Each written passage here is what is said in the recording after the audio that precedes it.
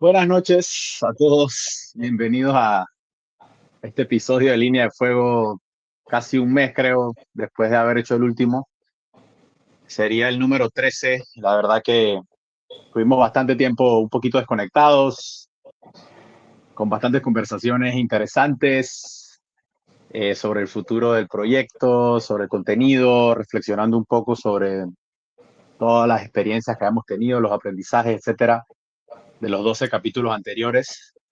Así que estamos muy contentos de estar de vuelta con nueva energía y hoy vamos a tener un episodio un poquito diferente. Vamos a hacer nosotros dos. La última vez que hicimos esto fue en el primer episodio, en el de introducción. Sí, Han habido 11 episodios entre medias, así que bastante tela para cortar, bastantes ideas fascinantes, personas fascinantes que nos acompañaron.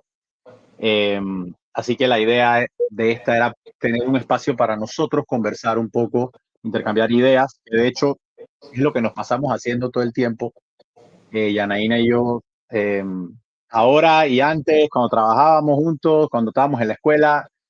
Así que yo creo que eso es algo que ambos concluimos que debería ser parte también del show, ¿no? No siempre estar nosotros de entrevistadores y de hosts con invitados, sino también tener un espacio nosotros para intercambiar ideas y que la audiencia pueda ser partícipe también de ese intercambio intelectual que tenemos, ¿no? Así que yo creo que esta conversación va a ser un poco también como sacarnos un poco del chest, get it off our chests, un poco de las cosas que hemos venido reflexionando y concluyendo y observando de las cosas que han pasado en el mundo desde que comenzamos en marzo.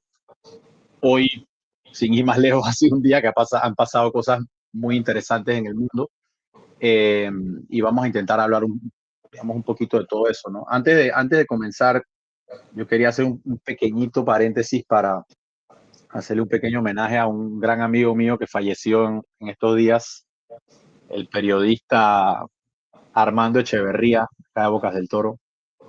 Eh, Toda persona que conozca Bocas, que conozca este pueblo, conoció a Armando alguna vez. Era un tipo que era imposible no verlo, el tipo alto, flaco, y siempre andaba con un trípode y una cámara en la mano. Era literalmente la definición de un reportero. Donde sonaba una lata, eh, él estaba ahí grabando para Bocas TV, era el reportero estrella de Bocas TV. Y yo tuve una amistad muy, muy buena, muy linda con él. eh, y hay varias cosas que me llamaron siempre la atención, no solamente del rol que jugaba él en Bocas del Toro, sino de lo que eso decía sobre Bocas, ¿no? Yo no sé si mucha gente sabe, pero Bocas es la única provincia que tiene un canal de televisión propio, y por ende, pues es una herramienta para muchas cosas, ¿no? Los juegos de béisbol de Bocas se pasan por ahí y un montón de cosas más, pero da el pie para tener un noticiero propio. Y el alma de ese noticiero era Armando, ¿no? Porque él hacía, eh, él practicaba un arte que se ha ido perdiendo, que es el reportero local. Es el reportear local, lo que sucede en una comunidad, en este caso una comunidad pequeña.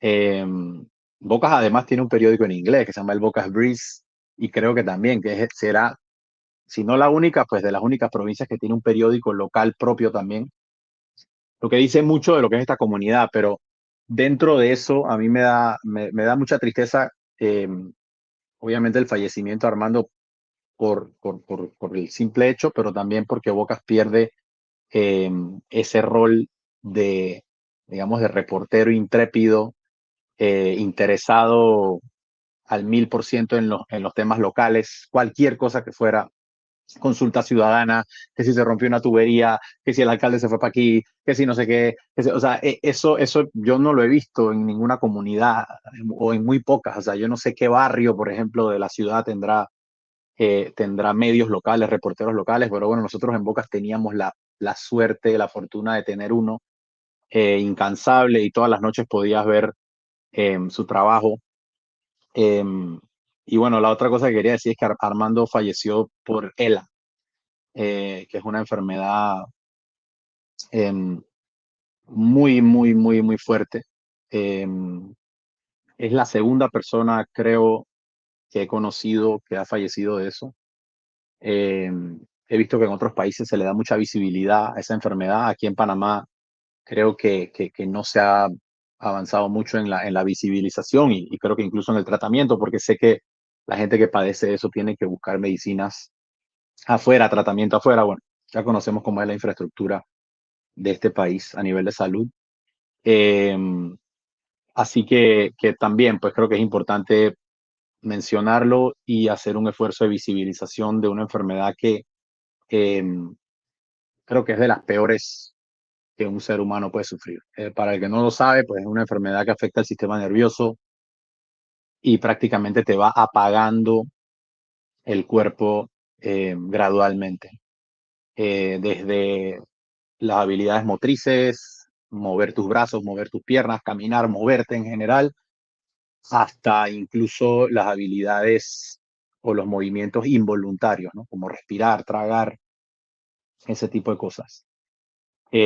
Así que nada, desde este pequeño espacio, recordar al gran Armando Echeverría, periodista de pura cepa de Bocas TV, que ayer lo despidió el pueblo y creo que será una persona de las más difíciles, de los fallecimientos más difíciles que ha sufrido Bocas, ¿no? Un pueblo que está golpeado por muchos años después de la pandemia. La verdad que yo siempre decimos que nos han caído las 7 plagas del apocalipsis.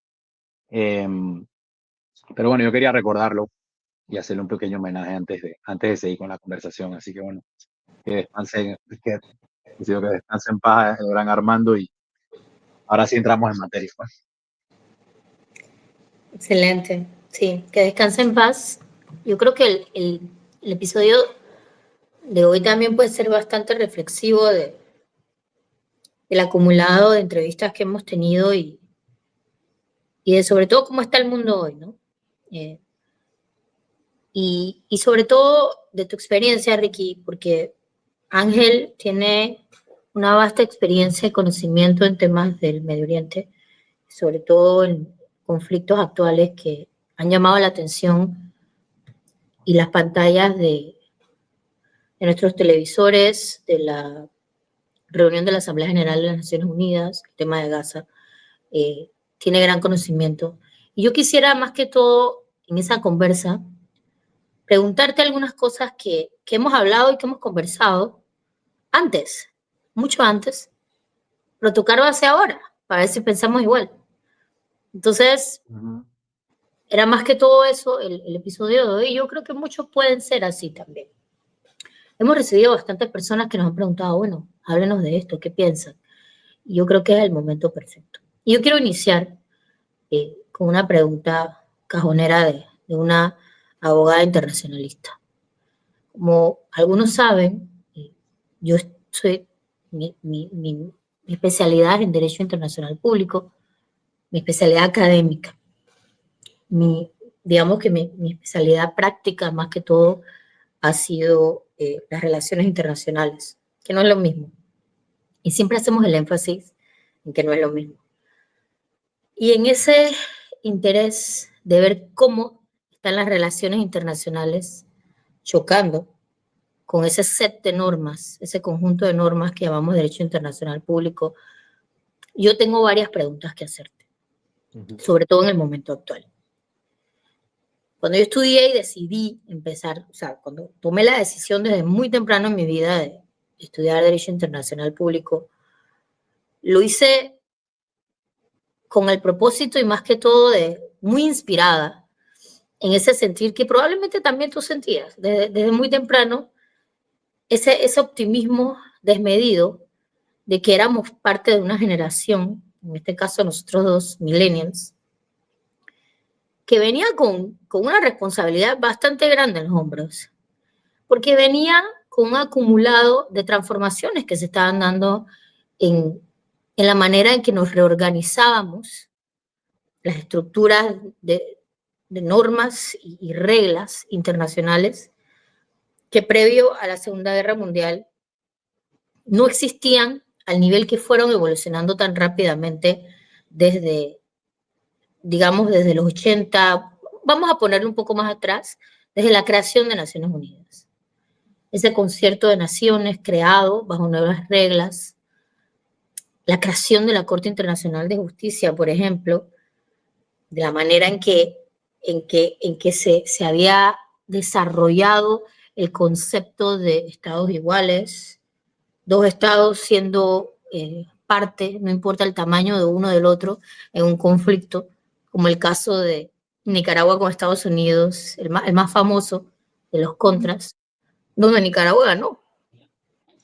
Cosas que tal vez en un mundo donde el poderoso sobre el no poderoso no se entendía. Esa etapa optimista de la que me tocó vivir a mí y que me inspiró a mí en algún momento a ir a Bruselas a estudiar Derecho Internacional, que cristalizaba los conceptos de soberanía, imagínate, igualdad de naciones, derechos humanos y guerra humanitaria, la manera de llegar a cabo la guerra entre los estados. Ese optimismo en estos momentos no lo tenemos. Es decir, esas reglas y ese set de reglas que pareciera que habían despegado en un nuevo orden jurídico mundial. Se aterrizaron y se aterrizaron desde los 90 mal. Podemos decir que de repente, como lo hemos conversado mucho, y es una frase que tú usas mucho, se cayeron todos los mitos, se cayeron todos los velos, se cruzaron todas las líneas que por un tiempo corto se habían preestablecido, no se podían cruzar, hasta llegar a los momentos que tenemos hoy. Yo quiero más que todo tu reflexión en esto. Es que tú crees, tal vez es bastante profundo, es que tú crees que después de esto tendremos otro set de reglas, tal vez más aterrizados a la realidad. Porque pudiésemos decir que es que esas reglas nunca funcionaron, porque no tomaron en cuenta lo que históricamente se había dado entre estados, que era la persecución del interés nacional y del ejercicio del más fuerte sobre el más débil eterno. Yo no recuerdo, de repente tú me puedes ilustrar un momento en la historia que tampoco me la sé, o sea, no, de la historia de la humanidad, donde la ley del más fuerte sobre el menos fuerte o del grande sobre el pequeño no se hubiese impuesto. Existen casos pequeños, casos excepcionales, pero no son la generalidad. Entonces, establecer un set de reglas como el que teníamos, tan inspirador y tan noble, pero muy distanciado de lo que es la naturaleza de las relaciones internacionales y del ser humano que gobierna y que persigue interés. ¿Crees tú que haya sido tal vez uno de los motivos de esta decepción y la falta de eficacia en la aplicación de las mismas? Y finalizo con esta reflexión. ¿Significa eso entonces que la violación constante y sistemática de estas reglas implica que ya las mismas no son válidas? Entonces, ¿cómo tú lo ves? ¿Cómo tú lo ves a futuro? Bueno, ahí vamos a intentar ordenar. Hay muchas, obviamente, digamos, la realidad siempre es un interplay de fuerzas que uno intenta de alguna manera deconstruir para poder asignarle a cada una un peso específico, ¿no? Pero en cuanto a la cuestión del orden internacional, me parece que es un tema que en este espacio es necesario hacer un poco de docencia, porque se habla mucho, se tiran muchos conceptos al aire en los medios, en las conversaciones, incluso a nivel de líderes, se tiran conceptos al aire sin saber qué significa. Entonces, el tema del orden internacional, orden mundial, como se estudia en las relaciones internacionales y como concepto, es un concepto que se da prácticamente de manera exclusiva en un concepto de historia occidental, ¿ok? A partir de los últimos, yo diría que 600, 500, 600 años. No existen, que yo conozca, casos,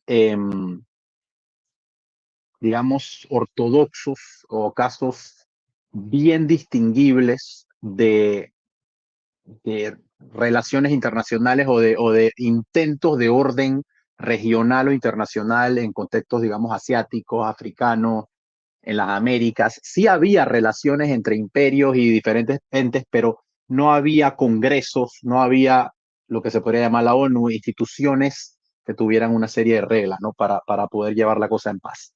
O sea, digo esto porque los ejemplos que se conocen nacen en el contexto de Europa intentando ordenarse entre sí, que Europa se da la circunstancia y al final, como nos apasiona a ti y a mí, uno vuelve a la geografía de la geopolítica, ¿no?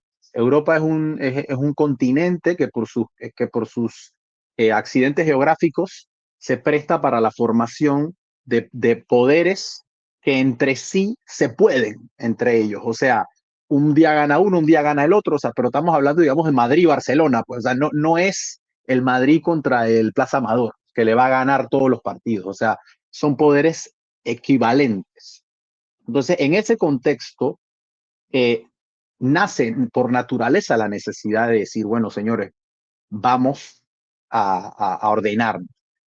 Pero hay cosas muy particulares que va directamente al corazón de tu pregunta y tu inquietud. La primera yo diría que es que esos intentos serios y organizados de organización internacional se dan siempre o prácticamente de manera exclusiva. Yo diría que siempre después de que la gente se aburre de matarse.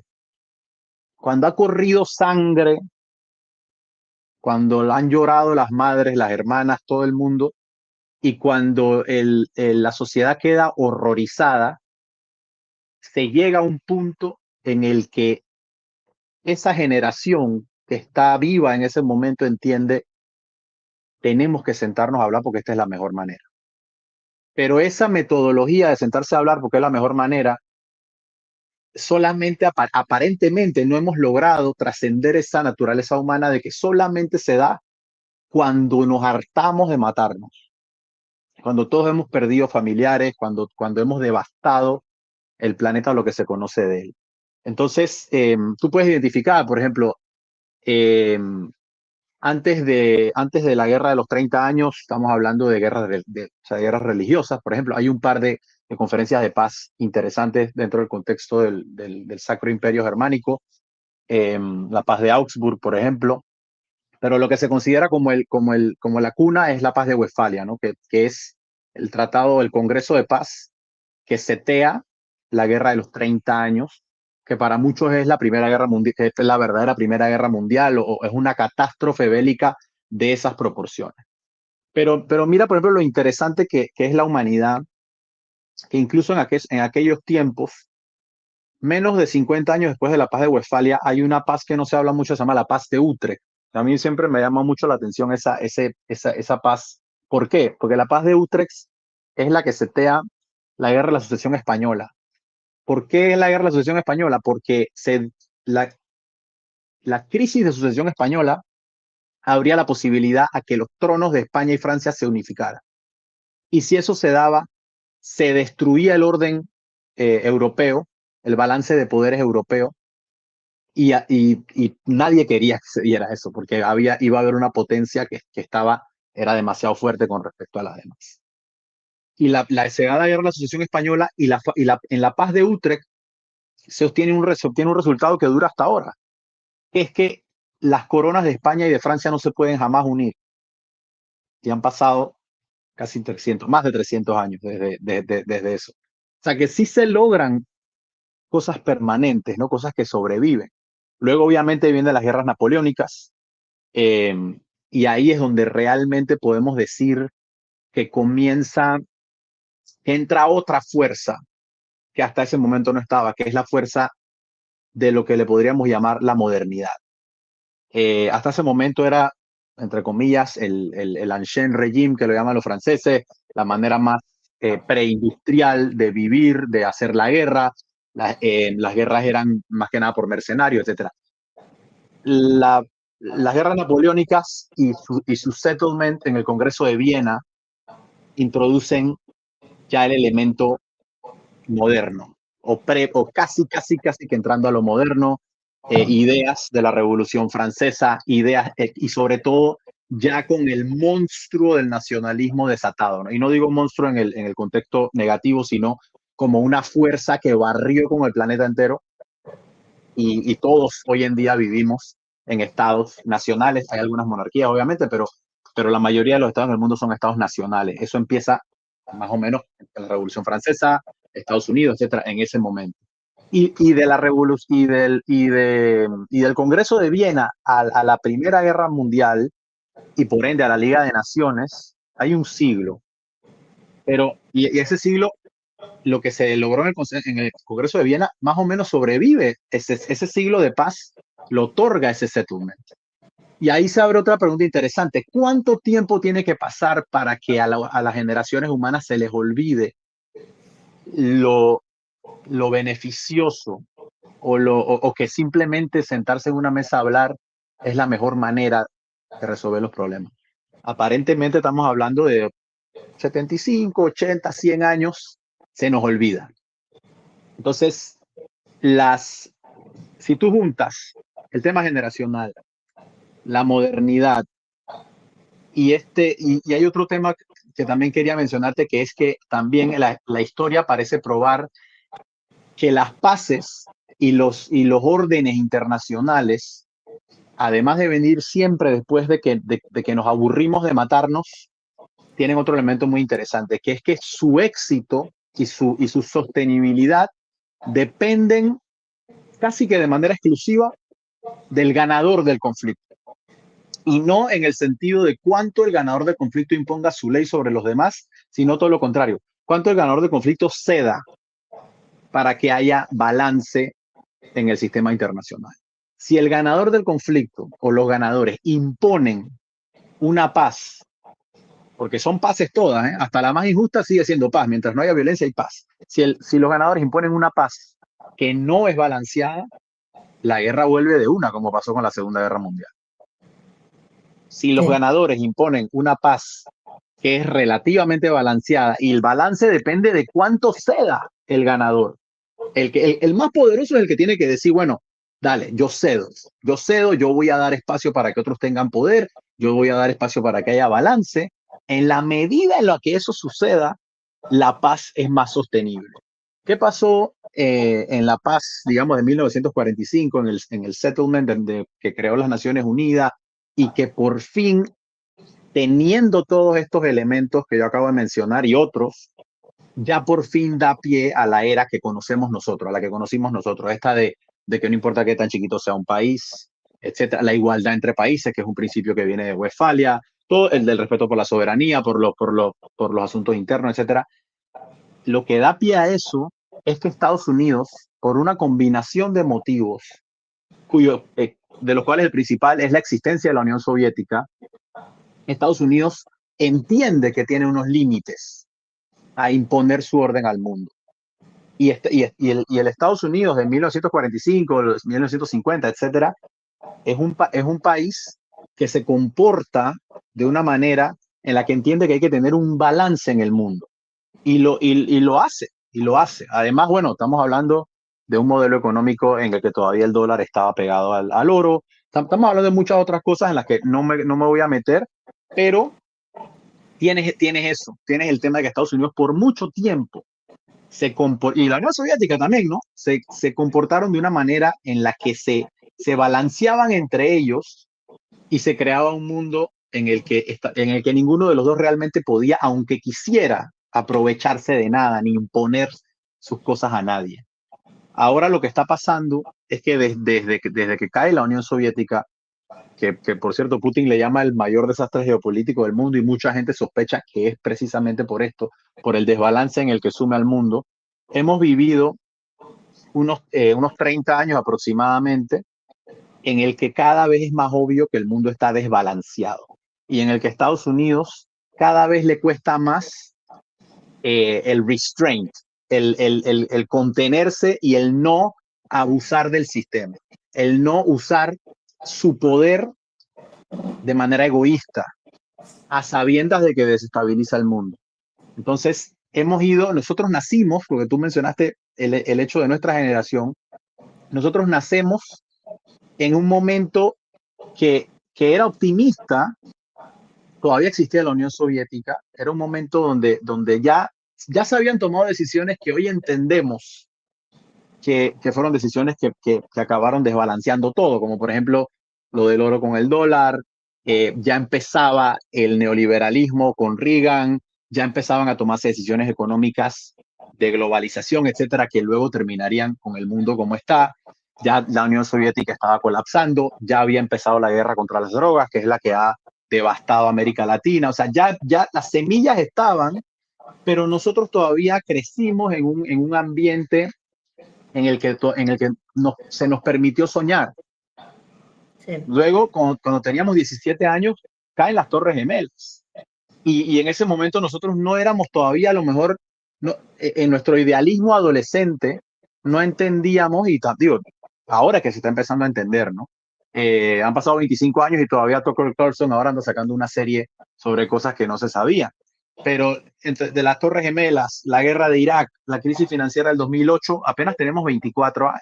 Entonces nosotros ya hemos vivido, tuvimos una época idealista en la que pensábamos que íbamos a poder avanzar esta agenda que también sonaba sobre el papel, pero al mismo tiempo ya la fuerza, ya yo creo que el mundo venía de vuelta, la historia venía de vuelta, pues.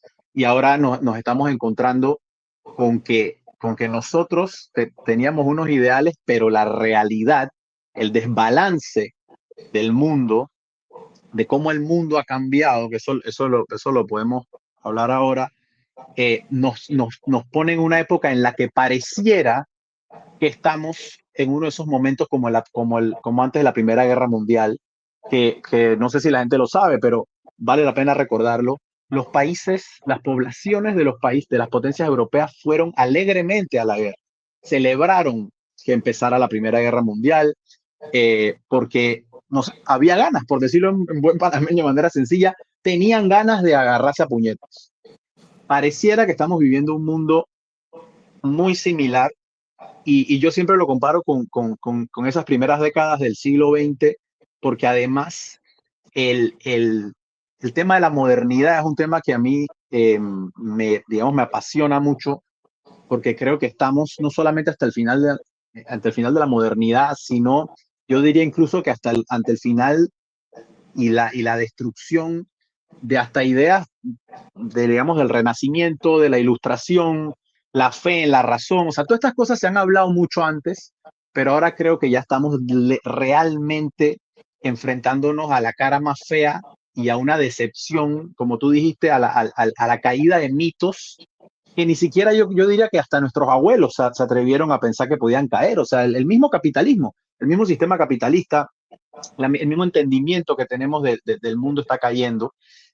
Y para finalizar, yo sí creo que, que al final, dependiendo de cómo, o sea, hay que ver todavía si hay o no hay un conflicto, que yo pienso que si somos discípulos de la historia, lo más seguro es que lo va a haber, si es que no ha empezado ya, pero luego cómo el interplay de ideas y tecnología, porque la geografía ya sabemos, como ser estudiantes de geopolítica, que no cambia tan, cambia, pero no tanto.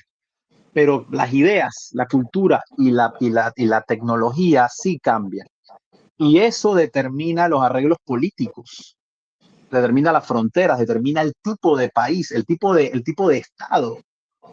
Entonces, yo no sé qué tipos de Estado van a sobrevivir ese conflicto.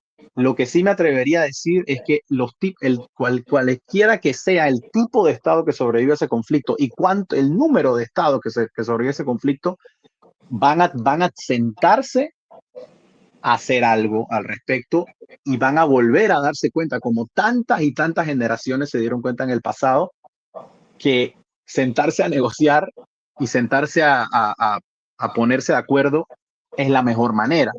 Yo no sé cuántos serán de nuevo, porque o sea, recuerda que en el Congreso de Viena eran 5 o 6 personas en la mesa, los importantes. A partir de la Primera Guerra Mundial, con la era del nacionalismo, ya tenemos muchísimos más gente que se tiene que sentar en la mesa. Y después de la Segunda Guerra Mundial, con la descolonización, ya llegamos al punto que tenemos 193, 194, casi 200 países que todos tienen voz y voto hasta cierta manera. Entonces, armar un orden a partir de eso es muy complicado, pero yo creo que lo van a tener que hacer. Lo que es trágico para nosotros es que yo creo que solamente lo van a hacer o lo vamos a hacer. A lo mejor nosotros seremos parte de eso si sobrevivimos después de un conflicto que puede ser mucho más trágico y catastrófico que cualquier otra guerra mundial que hemos vivido. A mí me parece muy interesante lo que comentas, o sea, el análisis que has hecho de el patrón que se repite en un nuevo renacimiento de un sistema o orden. A mí no me gusta, o sea, por eso hice enfaticé en el tema de orden jurídico mundial, porque vamos a decir que quiso ser un resultado de la dinámica de ese momento, ¿verdad? Tú mencionaste los países. Probablemente es también de sumo interés hacer énfasis en el hecho de que mencionas, bueno, que nos matamos lo suficiente como para entender. Yo ahí pondría un término, se cruzaron todas las líneas, se violaron todas las reglas de ese orden y volviendo a la primera premisa, que lo invalidó. Pero lo invalidó no es que dejó de existir, sino que ya le quitó el mito, ese mito que tenía, ese optimismo, ¿no? Se cayó el velo y será difícil entonces poder seguir implementando un orden que ya se ve obsoleto. Y el mejor ejemplo es que, bueno, realmente este episodio es bastante oportuno en el tiempo. Acabamos de salir de una asamblea general donde se analizan los discursos más relevantes. Y digo relevantes porque a pesar de que, bueno, tú mencionas que son una gran cantidad de países y estados que tenemos ahora. Sin embargo, creo que cuando hablo de relevante estoy hablando de aquellos que gravitan o que se mueven en la gravedad de poder mundial. Hay nuevos actores distintos a los de la Segunda Guerra Mundial. Tenemos a países que juegan un rol en la mediación. Hoy el presidente Trump le agradeció a algunos de ellos en el tema de la mediación de Gaza, países que gravitan, nos guste o no, en ese centro de poder, que están allí actualmente. Pero si te das cuenta, los discursos de todos denotan ese cansancio y esa ineficacia. Entonces, tú ves ya cómo el sistema cruzó las rayas, cruzó los límites. Mi pregunta es la siguiente. Tú hablas de otra guerra, además, tú hablas de un conflicto que va a ir, que se acrecenta más. ¿Crees tú que ya se cruzaron todas las líneas? ¿O faltan otras por cruzarse? ¿Tú ves un punto de no retorno? ¿Tú ves un punto de no retorno? Específicamente estoy hablando del conflicto de Gaza. Obviamente existen otras guerras pasando en este momento. Estoy hablando específicamente del centro o de la tormenta durante la Asamblea General última y el episodio de hoy de la visita del presidente Netanyahu a Estados Unidos, a Washington, y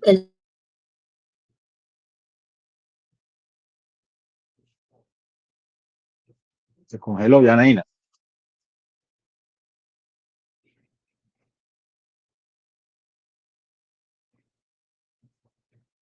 Vamos a ver si vuelve.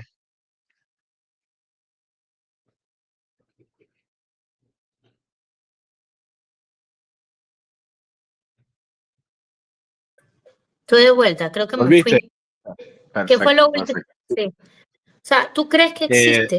¿Que ya se cruzaron todas las líneas? Yo creo que siempre hay líneas por cruzarse, ¿no? O sea, definitivamente que hemos visto, yo creo que se podría decir que una de las cosas que yo diría que tú y yo y la gente que nos dedicamos a esto profesionalmente sabemos es que la idea de progreso es una idea. O sea, yo pienso que a nivel común existe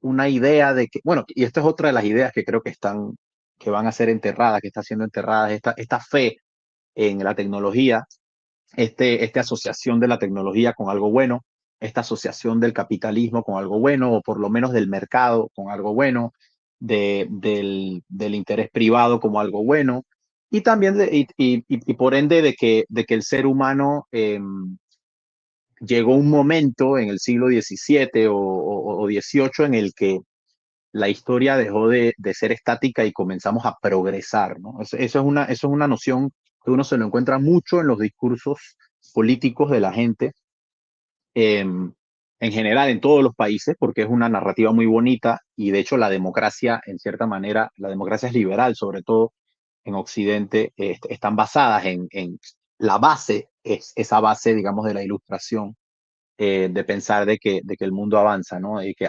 avanza. No sé qué significa eso, nunca lo he sabido, pero esa es la idea. Entonces, o sea, saco esto a colación porque yo creo que definitivamente cuando tú dices que se han cruzado líneas, yo creo que tenemos que enfocarnos en el momento actual y en el orden actual. Eh, yo creo que a partir del 11 de septiembre del 2001, eh, y creo que Estados Unidos toma una serie de decisiones que lo llevan por un curso. Yo no me voy a meter a decir si es inevitable, si hay inevitabilidad o no en la historia. A todos nos gusta especular qué hubiera pasado si la respuesta hubiera sido distinta, pero Estados Unidos toma una serie de decisiones después del 11 de septiembre, la manera como reacciona, lo lleva por un curso en el que se van desmantelando todos los pilares que sostenían la legitimidad y la efectividad y la sostenibilidad de Estados Unidos como el garante de la Pax Americana, ¿no? Del orden americano del mundo. Eh, Estamos hablando de pilares económicos, estamos hablando de pilares de soft culture, estamos hablando de pilares de ideas de la ilustración sobre las que Estados Unidos había sido fundado. Eh, que Estados Unidos hasta ese punto, es verdad que durante la Guerra Fría se habían cometido muchas cosas, pero me parece que todavía se sostenía un poco. Eh, pero la respuesta del 11 de septiembre me parece que es como el principio del fin. Y como mencioné antes, ¿no? Luego viene el tema de la crisis, el tema de la invasión a Irak, que bueno, es como que darle otra vuelta de tuerca más a la lógica, a todo lo que se había inaugurado con la invasión a Afganistán. Eh, y una de las cosas a lo que eso lleva es, eh, diría yo, que la pérdida, no solamente en la fe, o sea, la pérdida de fe en Estados Unidos como el policía del mundo bien intencionado o de alguna manera buscando, o que los intereses estadounidenses de alguna manera coincidían con los intereses del mundo en general. O sea, lo que era bueno para Estados Unidos era bueno para el resto del planeta. Yo creo que eso se rompe, eh, se va rompiendo a partir del 11 de septiembre del 2001, pero no solamente eso. Yo creo que con el fiasco de Medio Oriente, con el fiasco de Afganistán e Irak en particular, Estados Unidos no solamente eh, hace tambalear su propio sistema económico por el despilfarro, sino que también pierde credibilidad como, como una fuerza militar incluso. La retirada de Estados Unidos de Afganistán, todos la recordamos, eh, y creo que eso y es incluso más eh, traumático y más impactante para el ojo del periférico como nosotros, porque nosotros somos gentes periféricas que vivimos en la periferia del imperio y de alguna manera miramos hacia arriba a ver qué pasa allá. Eso es muy impactante, y más todavía que Vietnam. Y es todo lo contrario que Panamá, por ejemplo. La invasión a Panamá es una, y la invasión a Panamá y la operación Tormenta del Desierto, que pasa prácticamente un año después, son de ese tipo de operaciones en los que, wow, o sea, esta gente es invencible. ¿Cómo pasamos de eso a Afganistán, no? Y yo creo que el cálculo eh, que, que se empieza a dar o que empieza ya a ser evidente es que nadie está contento con el sistema. El sistema ya no le funciona a nadie. No le funciona ni a los estadounidenses, que fueron los arquitectos, ni mucho menos a ninguna de las potencias revisionistas o que tienen algún tipo de grievance con el orden internacional, ¿no? Una de las cosas que hace que la ONU sea tan ilegítima es el tema de la agenda de la ONU. Y quién impone la agenda de la ONU, ¿no? O sea, creo que la ONU, al haber nacido con unas ideas occidentales o unas ideas que provenían de Occidente, ¿no? Como la democracia y el tema de todo lo que son las ideas de la ilustración. En el 48 era aceptable, pero luego se convierte, se hace sangrante, ¿no? Y además empieza a volverse una agenda muy de cierta ideología que por supuesto no es la del planeta entero o no es ni siquiera una ideología de consenso, por más mínima que sea. Y tú y yo lo hemos vivido en carne propia. Yo lo viví particularmente en la entrevista que hice en aquel momento, ¿no? Con el PNUD. Entonces, creo que la insatisfacción de todo el mundo con el sistema, unida a la falta de credibilidad militar de Estados Unidos, dinamita las bases del sistema. Y yo creo que el que primero lleva la antorcha y que se da cuenta de lo que está pasando es Rusia. Rusia se da cuenta que Estados Unidos no puede imponer su voluntad en Eurasia. Lo intentó por 20 años en Afganistán y no sacó absolutamente nada. Irak, lo mismo, Libia. Y Rusia se da cuenta de eso. Entonces Rusia empieza con Georgia y así se va poco a poco, ¿no? Hasta que llega el tema de Ucrania.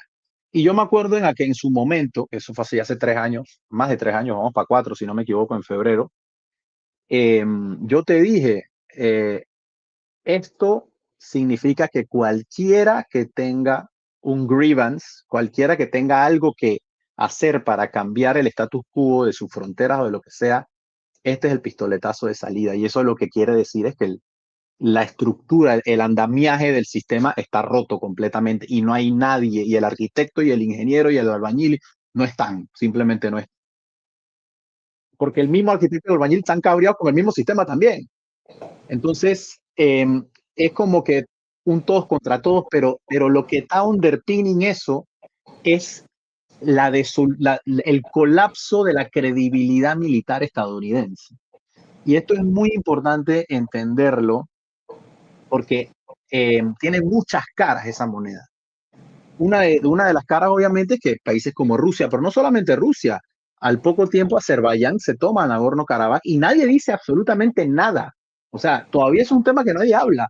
O sea, se lo tomaron, expulsaron no sé si son 200.000, no sé cuántos armenios vivían ahí. Yo estuve ahí en el año 2016, cuando era supuestamente una república independiente, pero bueno, era casi que parte de Armenia.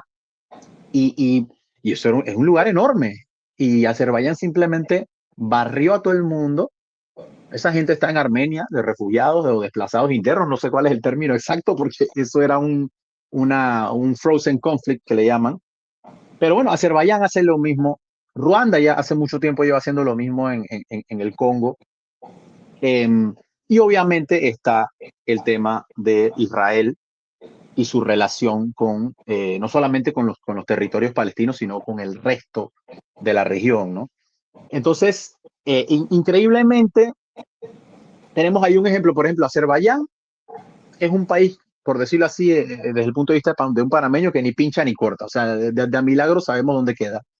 Y el Cáucaso siempre ha sido un lugar enredadísimo. Yo he tenido la oportunidad de viajar por allá y el Cáucaso es un lugar que nadie entiende ni cómo han quedado como han quedado. O sea, es un lugar muy complicado, es como los Balcanes, pero yo diría que peor.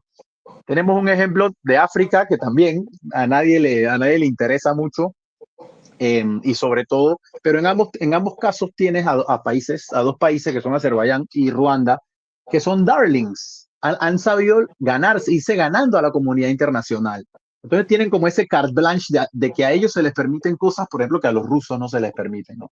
Y ahí luego llegamos al darling de todos los darling, que es Israel. Entonces, Israel también siente la necesidad por unos procesos internos que también lo podemos ver más adelante.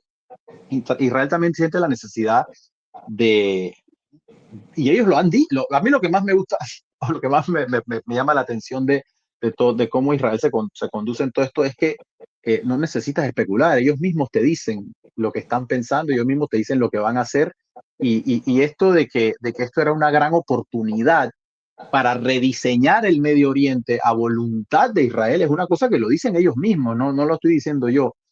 Entonces, al hacer todo esto, eh, Israel, en mi juicio, se convierte en la principal prueba del algodón, como dicen en España, de si el sistema va a poder reaccionar o no va a poder reaccionar.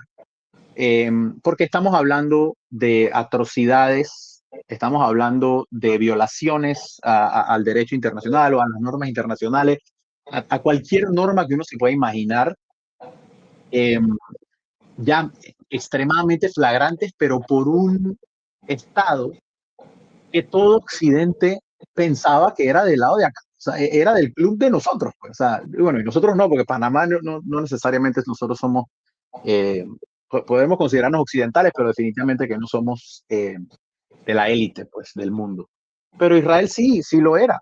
Eh, y cuando una persona cuando un ente de ese calibre y que es bienvenido en esos círculos empieza a comportarse de esa manera, es un dilema, ¿no? Para todo el mundo, como ha pasado, bueno, con el tema de la Corte Penal Internacional, de la Corte Internacional de Justicia, y sobre todo con la presión que esto le ha puesto a los aliados principales de Israel, que son obviamente los países europeos y sobre todo Estados Unidos o los países de Occidente, pues la élite del mundo. O sea, la Unión Europea, Canadá, Australia, Nueva Zelanda, etcétera, y Estados Unidos, liderados por Estados Unidos, ¿no? Entonces, la presión que esto ha puesto ha levantado las costuras, que se dice, y ha expuesto lo que hay de verdad detrás. Y realmente ha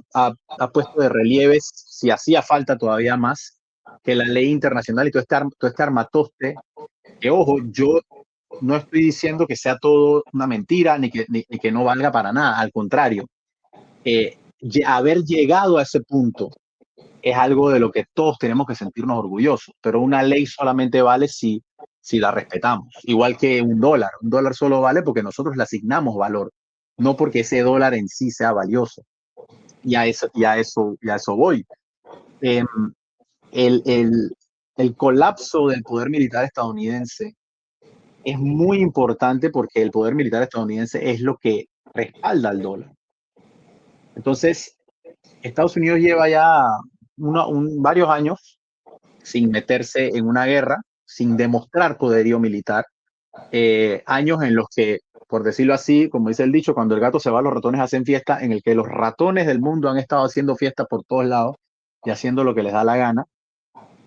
Y yo creo que hay una alta probabilidad de que Estados Unidos necesite intervenir militarmente o hacer una operación militar de gran envergadura para intentar, ojo, porque yo creo que ya en este punto no hay nada certero, para intentar recordarle al mundo quién es quién es el jefe en el mundo, y por ende que el dólar deje de seguir en la trayectoria que está, y que Estados Unidos pueda volver a ser percibido como el país indispensable o como el país líder, porque creo que estamos en un momento en el que ya Estados Unidos no da la sensación de ser el país que está liderando a la humanidad, ni en términos intelectuales, ni en términos tecnológicos, ni en términos culturales.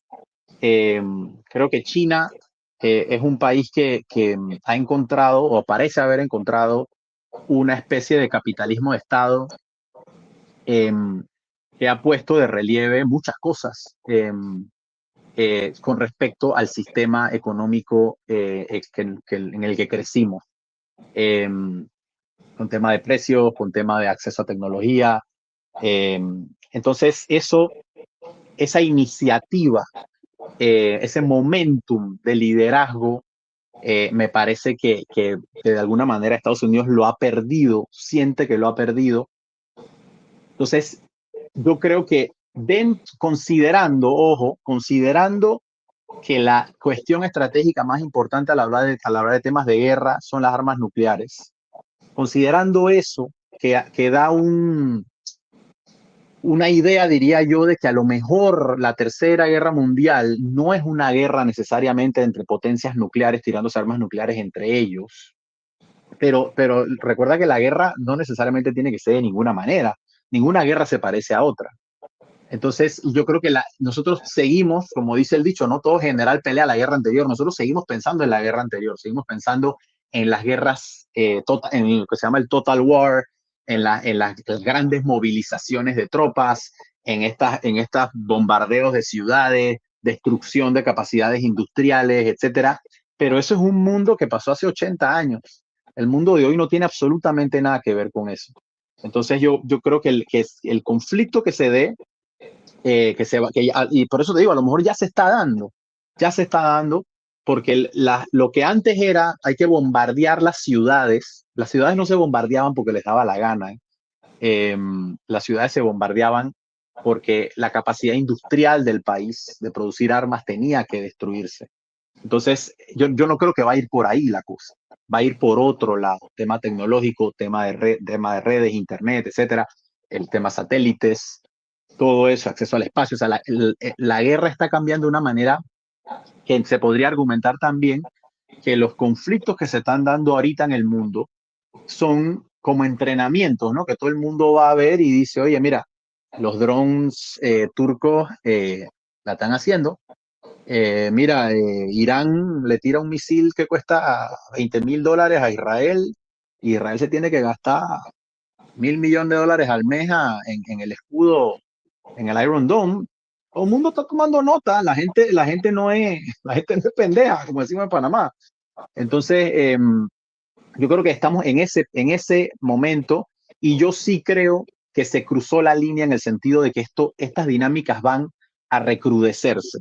No creo que haya la capacidad, como acabamos de ver en la ONU, que es ha quedado como un foro totalmente obsoleto, y que ya creo que ha cruzado una línea muy importante, que es que la gente la ve como que no es parte de ellos.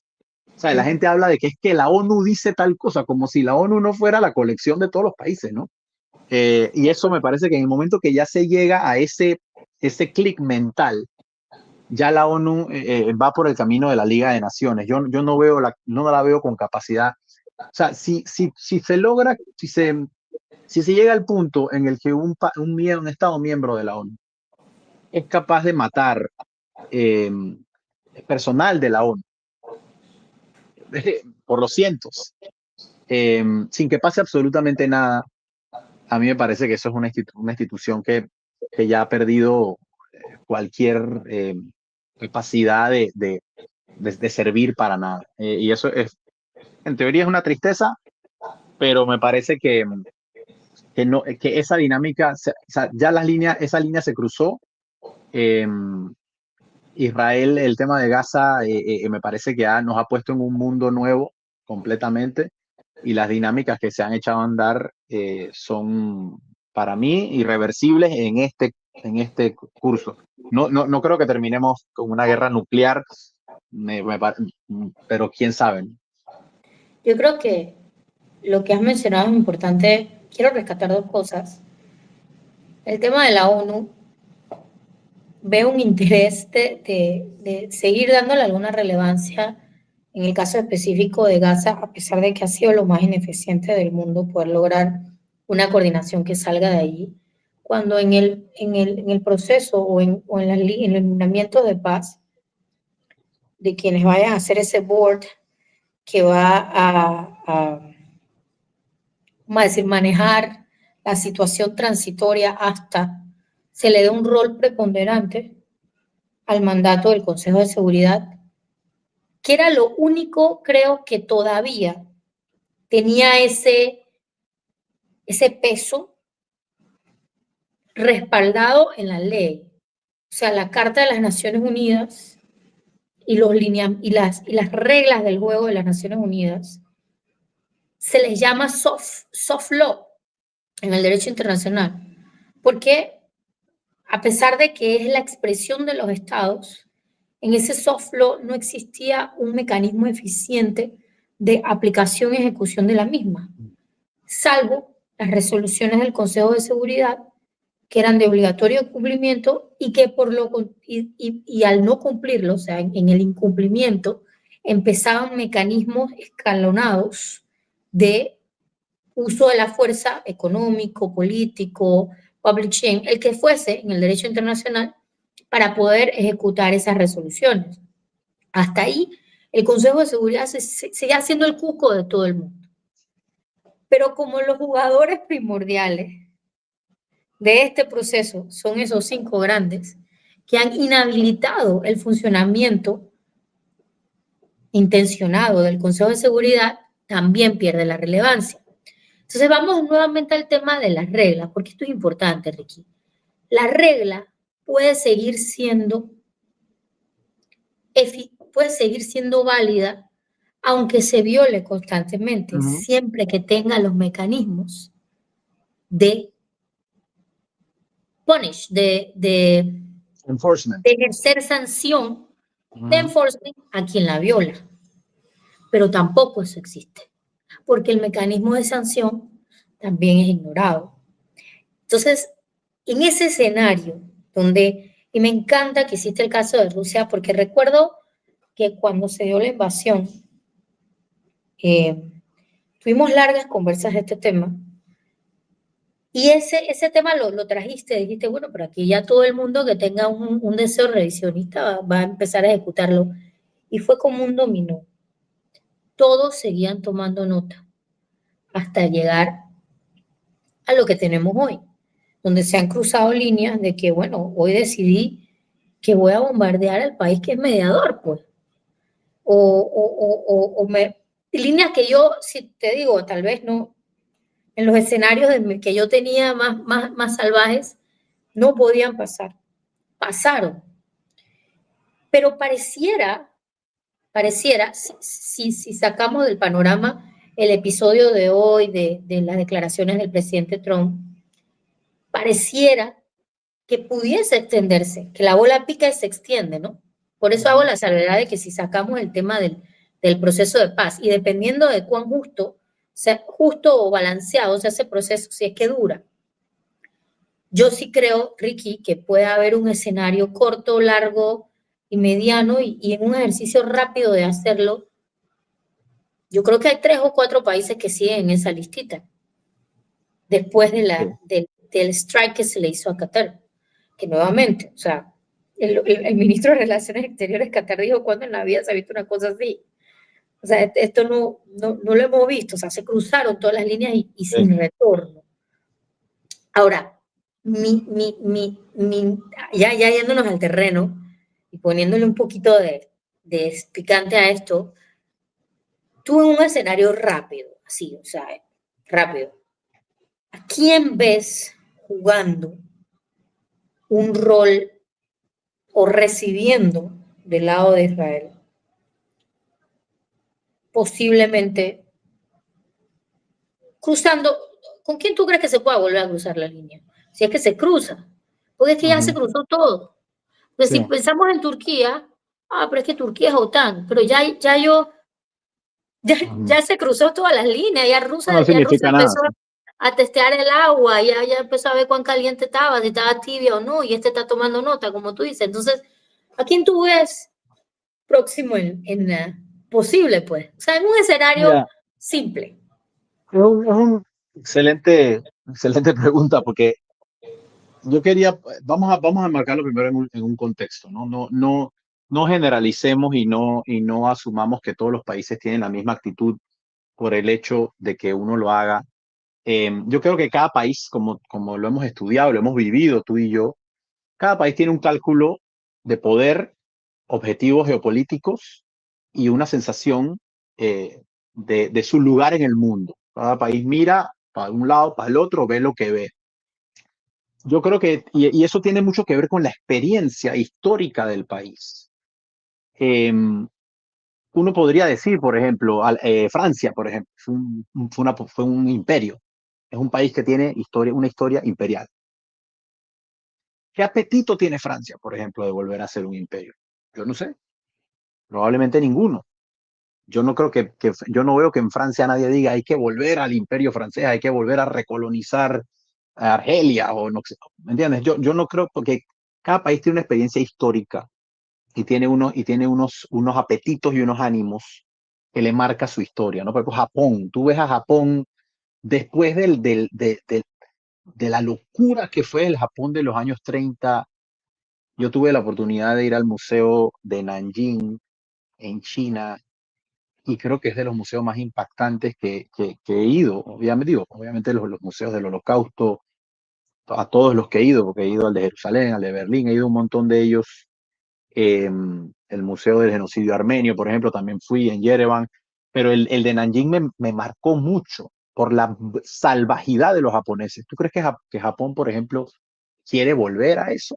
Entonces digo esto porque yo pienso que un país como Turquía, eh, o Arabia Saudita o Irán, hay que realmente hilar fino para saber si Turquía, por ejemplo, más allá de que ellos tengan, como dicen muchos, una política exterior neotomanista, ellos realmente piensen que es factible eh, comenzar a expandirse territorialmente. Yo creo que el mundo, una manera de entender el mundo es hacer pasar la línea entre los que sí consideran que el sistema va por un buen camino, o al menos los principios del sistema son buenos y son válidos.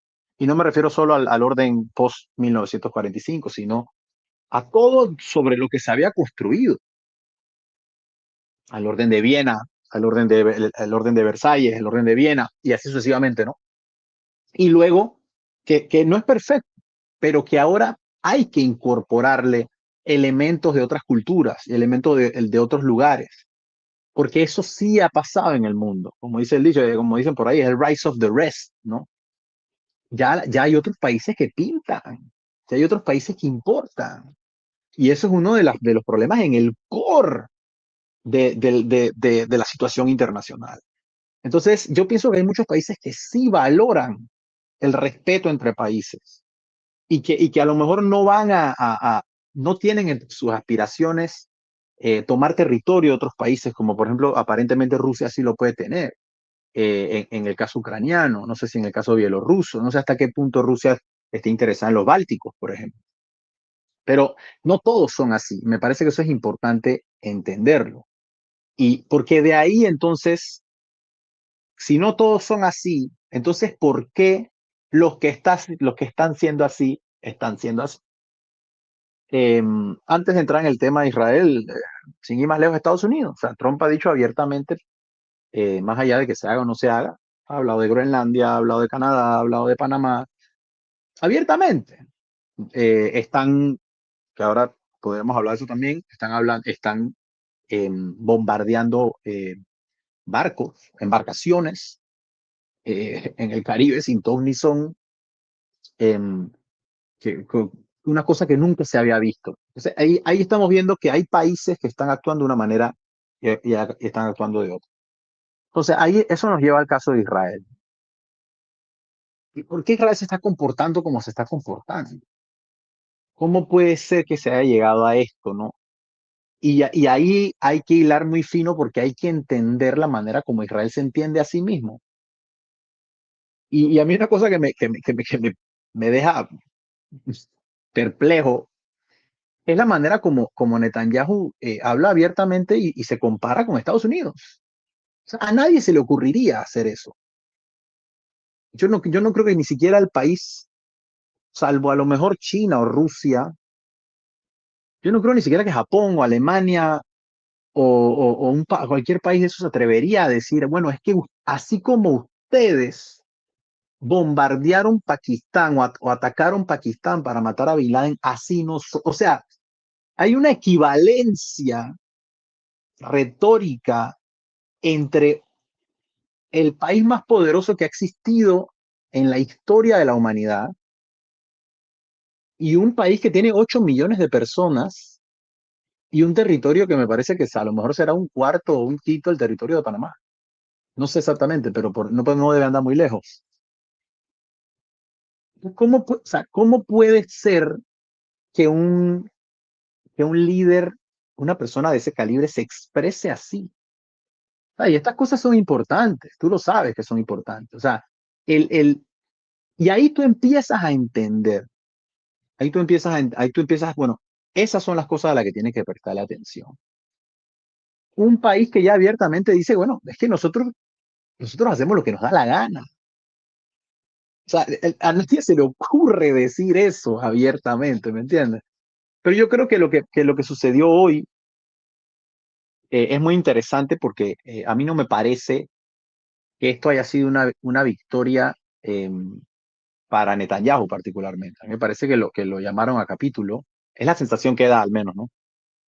Eso de hacerlo llamar al emir, por más coreografiado que esté, eso no hay manera de venderlo como una victoria. Y si acaso lo puedes vender como que no fue una humillación, pero está bastante cerca, ¿no? Que es como que cuando tú llegas a tu casa y tu papá te dice, vamos a la casa del vecino para que le pidas disculpa. Eso no es una demostración de poder. Y luego, a pesar de que las versiones, lo que dijo Trump, no sé si lo escuchaste, lo que dijo Trump y lo que dijo Netanyahu no son exactamente lo mismo. Y tú sabes, ¿no? El devil is in the details. Yo creo que Trump le impuso su visión, que luego podemos ver si es realista o no es realista, si tiene posibilidades de éxito o no. Trump se uniría a la larguísima lista de presidentes de Estados Unidos que han intentado resolver ese conflicto. Eh, pero me parece que lo que se dio hoy fue un poco el país poderoso poniendo a su país aliado menor, su hermanito menor, por decirlo de alguna manera, en su lugar, ¿no? Pero, yendo a tu pregunta, si analizamos e intentamos entender por qué Israel se comporta de la manera que se comporta, podemos comenzar a entender qué va a decir tanto el gobierno como la sociedad israelí sobre lo que sucedió hoy. Por supuesto. Y qué tiene que ir a hacer Netanyahu o qué panorama se va a encontrar Netanyahu cuando aterrice en Ben Gurión dentro de unas horas o mañana o cuando sea. Eh, Israel, yo el otro día leía un paper de un historiador que se llama Ilan Pappé del año 99. En el año 99, estamos hablando hace 26 años, y él ya predecía que Israel había llegado a un punto en el que el sionismo eh, fundador del Estado, por decirlo así, el sionismo de Ben Gurión, desde la guerra del 67, un poquito más allá, había prácticamente perdido fuerza y estaba siendo reemplazado por dos ideologías que él llamó, una la llamó el post-sionismo, que es eh, esta idea eh, que está basada en una generación de historiadores que había en Israel, se llama los New Historians, que a través de la exposición de muchos documentos de la fundación de Israel, de la Nakba, no sé qué, fueron los primeros que sacaron a la luz y dijeron, bueno, señores, es que el mito fundacional de este país no es lo que pensábamos.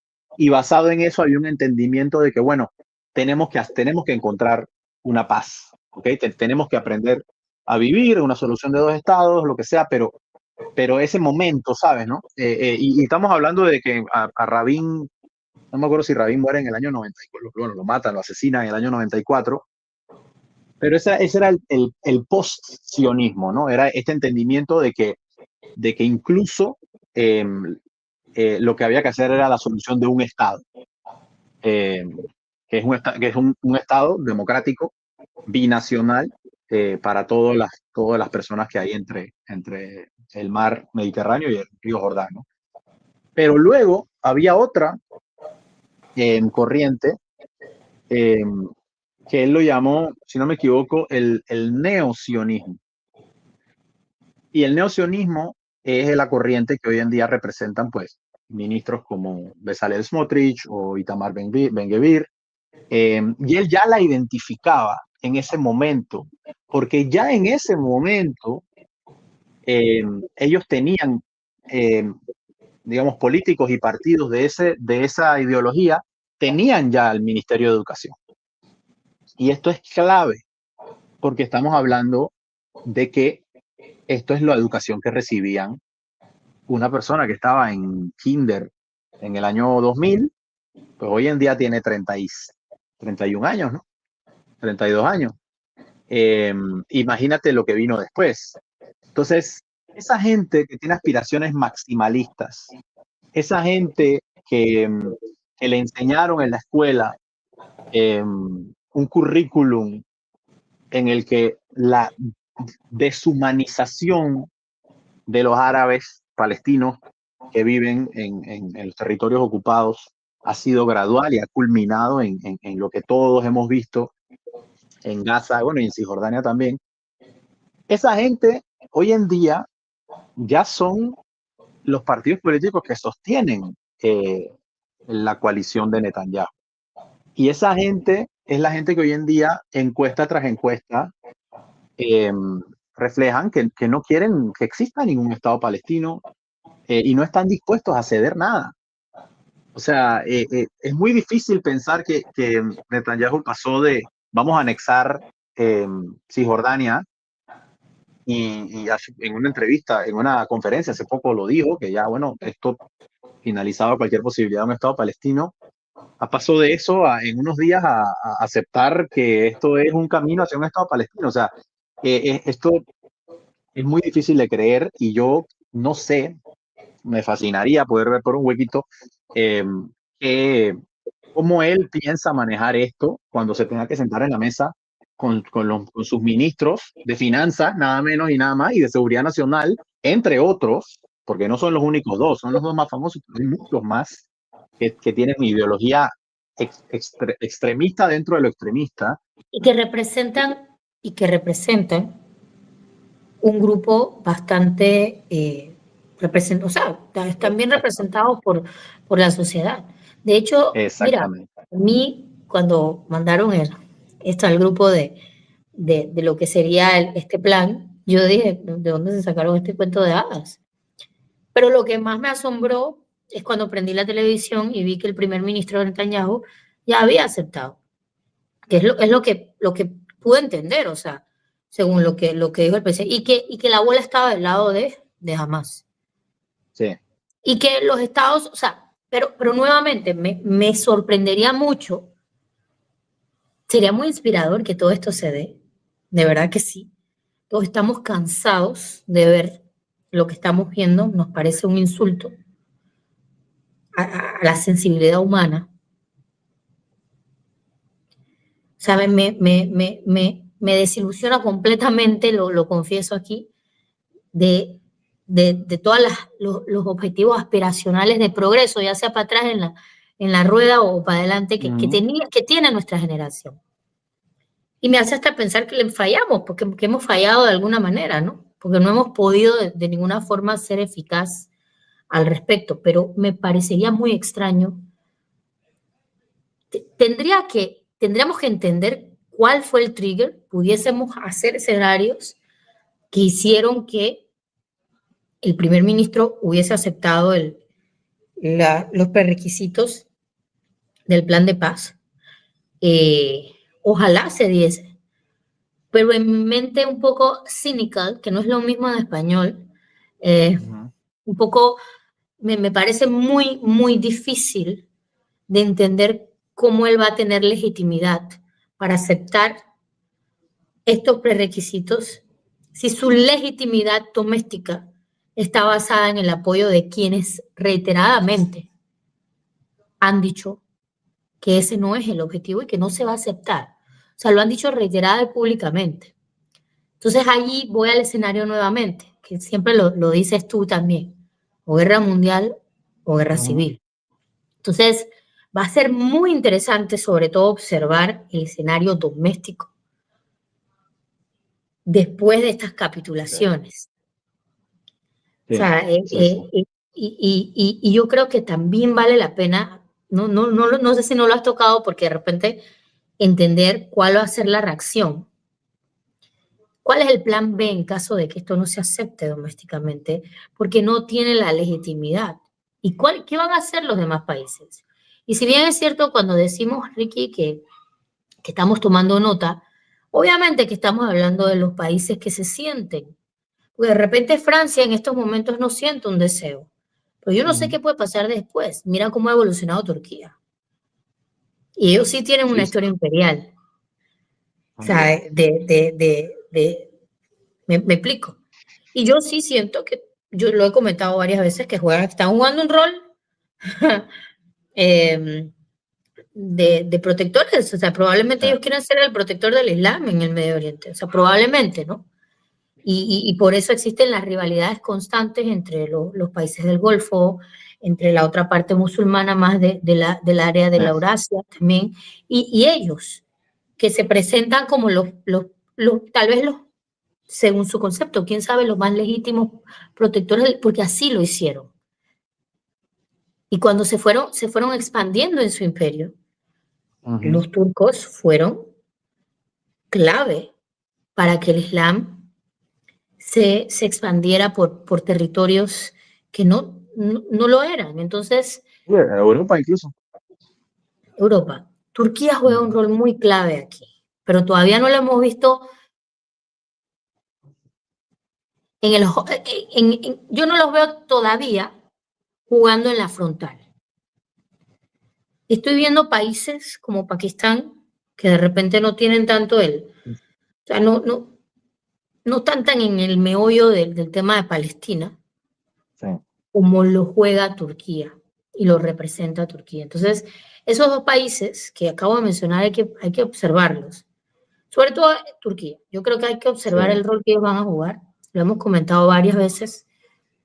Pero yo quiero, Ricky, también que en algún momento en tu análisis ahora y me hables un poco de esta, porque, ok, la presión está de un lado, pero lo que se vio en la ONU también fue el ejercicio político de presión. Mira, que voy a hacer la diferencia nuevamente en el set de normas que no han podido ejecutar una sanción a la violación de ese conjunto de reglas que son producto de la dinámica política que las hizo nacer. Pero ese mismo poder político que va a crear nuevas reglas ya está ejerciendo un rol político no jurídico ante el fracaso del rol jurídico que debió de Ujú. mantener el balance. Y estamos viendo cómo países ya empezaron a hacer un reconocimiento de un Estado palestino que, si fríamente en base al derecho internacional lo agarras y lo cuentas, no tiene los requisitos de un Estado. Ujú. Y los líderes lo han dicho. Esta es una acción política Política. que no es una acción jurídica, es una acción completamente política con el propósito de transformar la realidad Sí. jurídica a largo plazo. Vimos a Meloni y otros que han tenido una línea distinta, ¿no? Ahora, Panamá. Y aquí voy a hacer el énfasis en mi país, porque al final siempre terminamos en Panamá, tratamos de aterrizar en Ujú. Panamá. ¿Qué sucede cuando pudiésemos decir que el posicionamiento de Panamá siempre ha sido muy en base a lo jurídico? O sea, en la política exterior a veces el derecho internacional nos sirve como herramientas también. Ese posicionamiento por los estados mismos que han cumplido los requisitos jurídicos ya no tiene la validez. O sea, la parte de si jurídicamente tiene capacidad de control de un estado, si tiene esto, si tiene todos los elementos que necesita un estado para existir, está descartado en la validez de la acción en bloque que se ha tomado. Recientemente, yo no sé si, me imagino tú lo viste, un artículo de la BBC en español, porque no lo vi en Ujú. inglés, por eso creo que solo fue la BBC en español. Y he estado viendo réplicas latinoamericanas y en el mundo de Panamá es el único país que no reconoce Palestina. No estoy segura que solo sea Panamá, creo que Paraguay también está en la misma. Paraguay. Y Sí, pero Guatemala, no estoy seguro. no, Guatemala tiene la embajada en Jerusalén y todo. pero tú puedes reconocer un Estado y poner Sí, la embajada también. en Jerusalén. Tú puedes reconocer la existencia del Estado Ujú. y no tener una embajada allí y decidir que la embajada de Israel va a ser en Jerusalén. Esa es una Ujú. movida también distinta política. Sí, El tema es que tú te has dado cuenta que ya nos están, o sea, en la filita ya nos sacaron, ya sí, pusieron el reflector. ¿Qué opción tenemos nosotros? Porque también esto no es fácil, o sea, nosotros también, así como los países del Golfo tienen sus, digamos, sus ataduras, motivo por el cual, tal vez sí, en mi concepto, muchos no han hecho lo que les corresponde hacer. El nuestro también tiene sus ataduras, y muy complicadas, y muy complejas. Pero esta es una situación realmente difícil, yo la veo, porque it happens to be que el momento más crucial de la historia que vivimos en estos momentos, Panamá está jugando un rol diferente, muy, muy distinto, que lo hace sobresalir y pudiese que quedáramos en una posición mala después de sí. todo esto. O sea, ¿qué podemos hacer? O sea, ¿cómo tú ves esto? Yo realmente me preocupa, lo veo sumamente complicado, no me gustaría estar en los zapatos de quien debe tomar la decisión, pero ya creo que el soporte de derecho internacional público que se le ha dado a nuestro posicionamiento Ujú. puede verse jeopardized por Sí. las decisiones políticas que están tomando los estados. Mira, antes de lo de Panamá, vamos a tirar unos escenarios, ¿no? Un escenario. El tema de lo que Israel hizo en Gaza, que luego pues empezó movimientos también en Cisjordania, Líbano, Siria, Irán, todo este proyecto que le llaman el Greater Israel, ¿no? Todo lo que se hizo también con los drusos en Sueida, que por cierto, en Panamá hay muchos drusos, aunque la gente no lo sepa. Yo quiero algún día poder que entrevistemos a algunos amigos míos drusos que tengo ahí en Changuinola. Fascinante, fascinante. Pero a lo que iba es que si tú observas y te pones en los pies de un neosionista como Smotrich o Ben-Gvir, bueno, el mismo Netanyahu aparentemente se ha encariñado con esa ideología también. Hace poco le dijo a una periodista, viste, que le demostró el mapa y dijo, ay, yo tengo una conexión espiritual con este proyecto, no sé qué. Si tú te pones en los zapatos de ellos, por un lado tienes el principio de que esto es una oportunidad once in a generation, ¿sabes? Once in a century opportunity de imponer un orden en la región.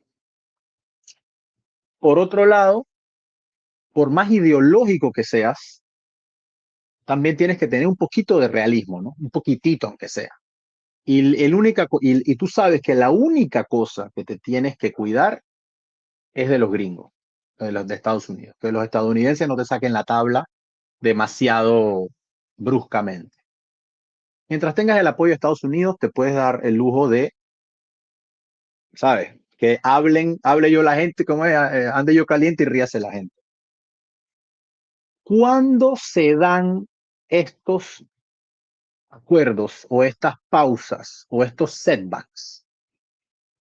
Primero, cuando entra Trump a la presidencia, se da el ceasefire. No sé si te acuerdas, ¿no? Con todo el show de que jamás agarraba a los rehenes y los ponía no sé qué. Bueno, todo eso se da en ese contexto. ¿Qué pasa después? El recrudecimiento y ya entrar en terreno genocida de verdad. Pues si en ese momento era especulación, ahora sí entrar en terreno ya de palabras mayores, ¿no? Hambruna, genocidio y todo lo demás. Eso se dio después de un momento como el que estamos viviendo hoy. Ay, nos pusieron en su lugar, ya se dieron. Ahora se vuelve a dar esto. ¿En qué contexto? Otro evento importante. Se les pasó la mano con el tema de Qatar. Le salió el tiro por la culata. Se da la reunión de países árabes, musulmanes, lo que sea, y luego se da esa reunión con Trump en Nueva York. Y aquí no podemos olvidar una cosa. Así mismo, como dije antes, que el dólar está basado en el poder militar estadounidense, porque es el fondo de verdad. Lo primero que el poder militar estadounidense garantiza es la seguridad de los países que producen energía, petróleo y gas. El petrodólar es, después del poder militar estadounidense, el segundo layer es el petróleo. Entonces, los países que producen petróleo agarraron y le dijeron a Trump, señor, aquí tenemos que hablar, porque este no fue el deal, este no era el deal. Y yo creo que eso es consecuencia, bueno, que lo haga llamar al emir de Qatar, ahí mismo en la oficina con Trump, y lo publiquen además. Eso, o sea, no hay, yo no veo otra manera de verlo como una humillación. ¿Me entiendes? O sea, eso lo mires como lo mires. O sea, puede ser que detrás de bambalinas, sí, estamos todos de acuerdo, jajaja, pero, pero tú sabes que en el poder es poder y la percepción del poder es el poder. Entonces, yo creo que vivimos un momento así, pero yo, tirando el escenario, yo pienso que Netanyahu vuelve a Israel a decir, tenemos que parar momentáneamente. ¿Por qué? Porque esto se nos empezó a salir con todo, nos pasamos lo que sea con lo de Qatar, Trump se emputó, es buen panameño, y estamos sometidos a mucha presión internacional con el tema de la ONU, o sea, todo eso, estamos sometidos a mucha presión internacional y tenemos que hacer una pausa estratégica. Eso es, yo creo que es la manera como él se lo intenta vender a su coalición para poder mantenerse en el poder. Ahora, dentro de todo y más allá de lo que pueda pasar por la cabeza de Donald Trump, a mí me parece que esto puede terminar siendo una movida de jaque para el proyecto sionista, pues para Israel. ¿Por qué? Porque al darles una oportunidad, porque se está vendiendo como que le están dando una oportunidad jamás, pero también le está dando el mundo o lo que Estados Unidos representa, le está dando una oportunidad a Israel. Hey, esto es, te estoy tirando un cable, salte de eso, porque vas mal económicamente, la economía israelí tiene unos números de espanto, vas mal internacionalmente, vas mal, definitivamente que vas mal. Entonces, esta es tu oportunidad. Pero ¿qué pasa? Y creo que refuerza el escenario que estoy tirando. No pasa ni 2 horas y las cancillerías de un tarrantán de países, entre los que están todos los que tú mencionaste, que son los que importan, Pakistán, Turquía, Arabia Saudita y otros, e Indonesia creo que también, que estamos, ese es otro, palabras mayores también, se ponen de acuerdo y emiten un comunicado conjunto. Tú sabes lo difícil que es emitir un comunicado conjunto entre varias cancillerías. Entonces, ¿qué pasa? Que al ponerse ellos de acuerdo con esto, ellos están apostándole a las cosas que ya, si Israel, con la excusa que sea, las tira por la borda, su aislamiento, su trayectoria negativa se recrudece. ¿Qué cosas son esas? Que no va a haber limpieza étnica en Gaza, ni en Cisjordania, que no va a haber anexión de Cisjordania. O sea, y además que va a haber una presencia de esos países allá adentro. ¿Tú crees que Israel, de verdad, con todo lo que ha hecho, puede permitirse eso? O sea, entonces yo creo que por un lado hay una narrativa de una pausa estratégica, no hay ningún interés ni ninguna intención de que eso funcione. Yo creo que Netanyahu y su gabinete saben que el momento de la verdad viene, pero o sea, esto fue una pausa estratégica para llegar mejor preparados al momento de la verdad. Y por el lado de acá, los países árabes, musulmanes, etcétera, porque ahí había una coalición de países variopintos, aprovecharon para meter la cuña. Ya metieron la cuña. Ya dijeron, aquí está el plan, nosotros nos encargamos, déjame esto a nosotros. ¿sabe? Es casi que el principio de tratar de alinear las cosas hacia la iniciativa árabe de paz del 2002. Entonces, a mí me parece que eso es un movimiento de jaque, porque ahora la sociedad israelí no va, o sea, no quiere que nada de eso suceda. Israel, geopolíticamente hablando, desde el punto de vista estrictamente geopolítico, Israel no puede ser un estado seguro si no controla Cisjordania, como Netanyahu lo dijo, a 1 kilómetro de Jerusalén. Él lo dijo. Y es que eso es una cuestión de seguridad. Entonces, ahí tenemos un clash de realidades. Y cuando hay un clash de realidades, uno tiene que ver quién es el más débil o quién es el más fuerte. Y ahí entra lo que te dije del petrodólar. Porque Trump le ha dado una importancia enorme a los países del Golfo, que como lo he mencionado en varias líneas de fuego, ya los países del Golfo no son lo que eran antes. Ahora son big players, como se acaba de ver. ¿Quién se imaginaba un presidente de Estados Unidos obligando a un primer ministro de Israel a llamar a un emir a pedir disculpas? Entonces, los estados del Golfo han entendido el poder que tienen. Esos estados tienen una cosa, es dinero. Pakistán y Turquía, que tú los mencionaste, tienen otra cosa, que esos estados no tienen. Población, strategic depth, poder militar y un montón Ejército, de cosas más. Es armas exactamente nucleares. poder. Exactamente. Entonces, ahí yo creo que al final de todo esto, y por eso también lo amarro al tema de que yo creo que hay muchos países, y eso es lo que está pasando en el mundo, hay muchos países que están hartos de que siempre sean los mismos los que mandan.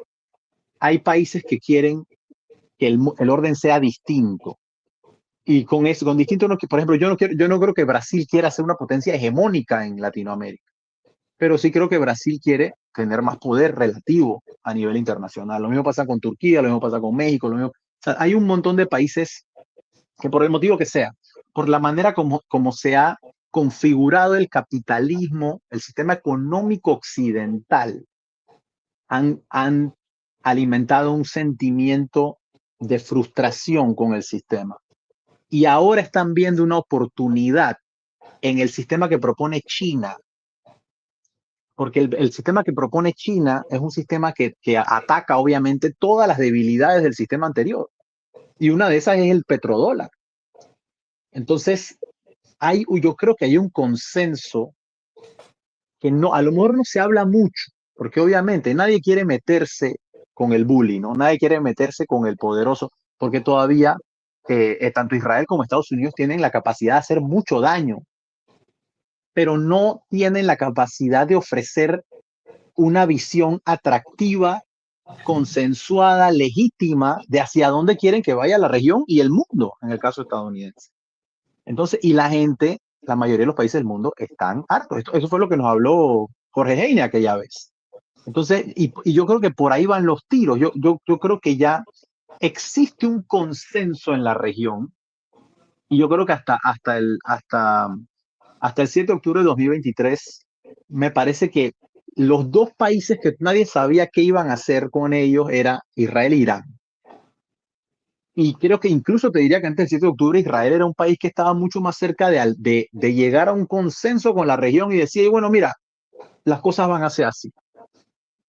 Me parece que internamente Israel cambió.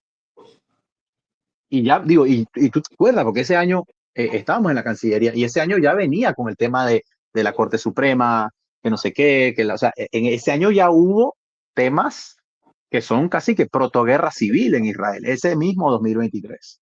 Entonces yo creo que ese cambio educativo que mencioné antes, ese acomodamiento, por decirlo así, que dio entre comillas, fracaso del proceso de Oslo, que le dio prácticamente todo el poder sobre el terreno, el poder real a Israel. Yo creo que creó un status quo demasiado complaciente y hizo que la gente se le olvidaran muchas cosas. Y me parece que ese cambio interno ha dejado a Israel como el ente problemático de esa región.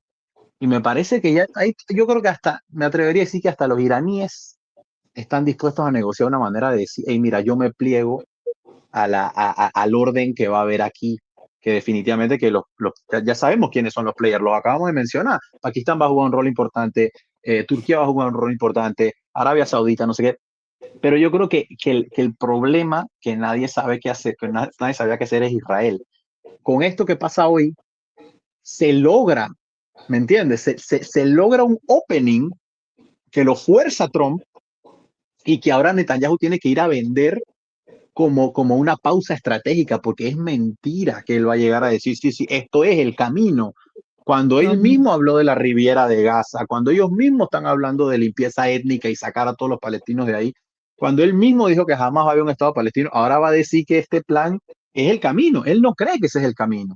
Él le va a llegar a decir, mira, señores, este man es el poderoso, tenemos que hacer por lo menos por un tiempo, vamos a bajarle un poco, vamos a coger un break y después seguimos, pero ya los otros se metieron la cuña. Entonces, cuando eso se desmorone, que se va a desmoronar, cuando eso se desmorone, el aislamiento va a ser peor. ¿Me entiendes? La dinámica va a ser peor. Y quién sabe si hasta Trump ya llegue a un punto que diga, porque Trump obviamente en una rueda de prensa no va a decir, es que si jamás falla, Israel puede hacer lo que quiera. Él no va a culpar, o él no va a amenazar a Israel de decirle si ellos fallan, va a pasar tal cosa, pero seguramente internamente sí lo piensa. Entonces, yo creo que ese va a ser el momento de la verdad. Y para terminar con ese punto, yo creo sí, que ahí sí se pasó una línea de no retorno por la misma configuración eh, ideológica, intelectual, etcétera, de las opiniones de la sociedad israelí. Eh, Hay historiadores que piensan que esto que yo llamo guerra civil, a lo mejor no va a ser una guerra civil violenta, sino que la clase, digamos, intelectual, sofisticada israelí, que al final es la base del Startup Nation, que más que nada se concentra alrededor del área de Tel Aviv, esa gente al final se va a ir en vez de pelear. O sea, hay obviamente muchas especulaciones al respecto, ¿no? Pero si se diera un conflicto, esa gente terminaría yéndose, no necesariamente peleando contra los otros que sí pelearían. Entonces, yo creo que cuando llegue ese momento, a Israel le van a terminar imponiendo una realidad eh, que no va a ser de su agrado. Pero yo creo que ya no va a dar más la cosa. Y obviamente la pregunta va a ser qué pasa con las armas nucleares que tienen y qué puede acarrear un movimiento como ese. Pero yo no veo esto yendo en la otra dirección, de decir que, bueno, como dijo Trump, bueno, yo voy a dejar que ellos hagan lo que sea. Entonces, ¿qué es lo que sea? ¿De qué es lo que sea? O sea, es seguir con esto, destruyendo Gaza y todos los demás ciudades de la Franja de Gaza, metiendo a los palestinos en campos de concentración. O sea, ¿qué es lo que sea que tengan que hacer? ¿Me entiendes? ¿De qué estamos hablando de realidad? O sea, ¿cuál es la solución final aquí? ¿Sabes? Y da escalofríos hablarlo. Pero es que eso es de lo que ya estamos hablando. Yo no lo veo yendo hacia allá después de lo que pasó hoy. Entonces yo creo que esto es un movimiento que, como te digo, no sé si Trump lo hizo a propósito o no, o si sabe, o si lo entiende de esa manera, pero ha sido un movimiento de ajedrez.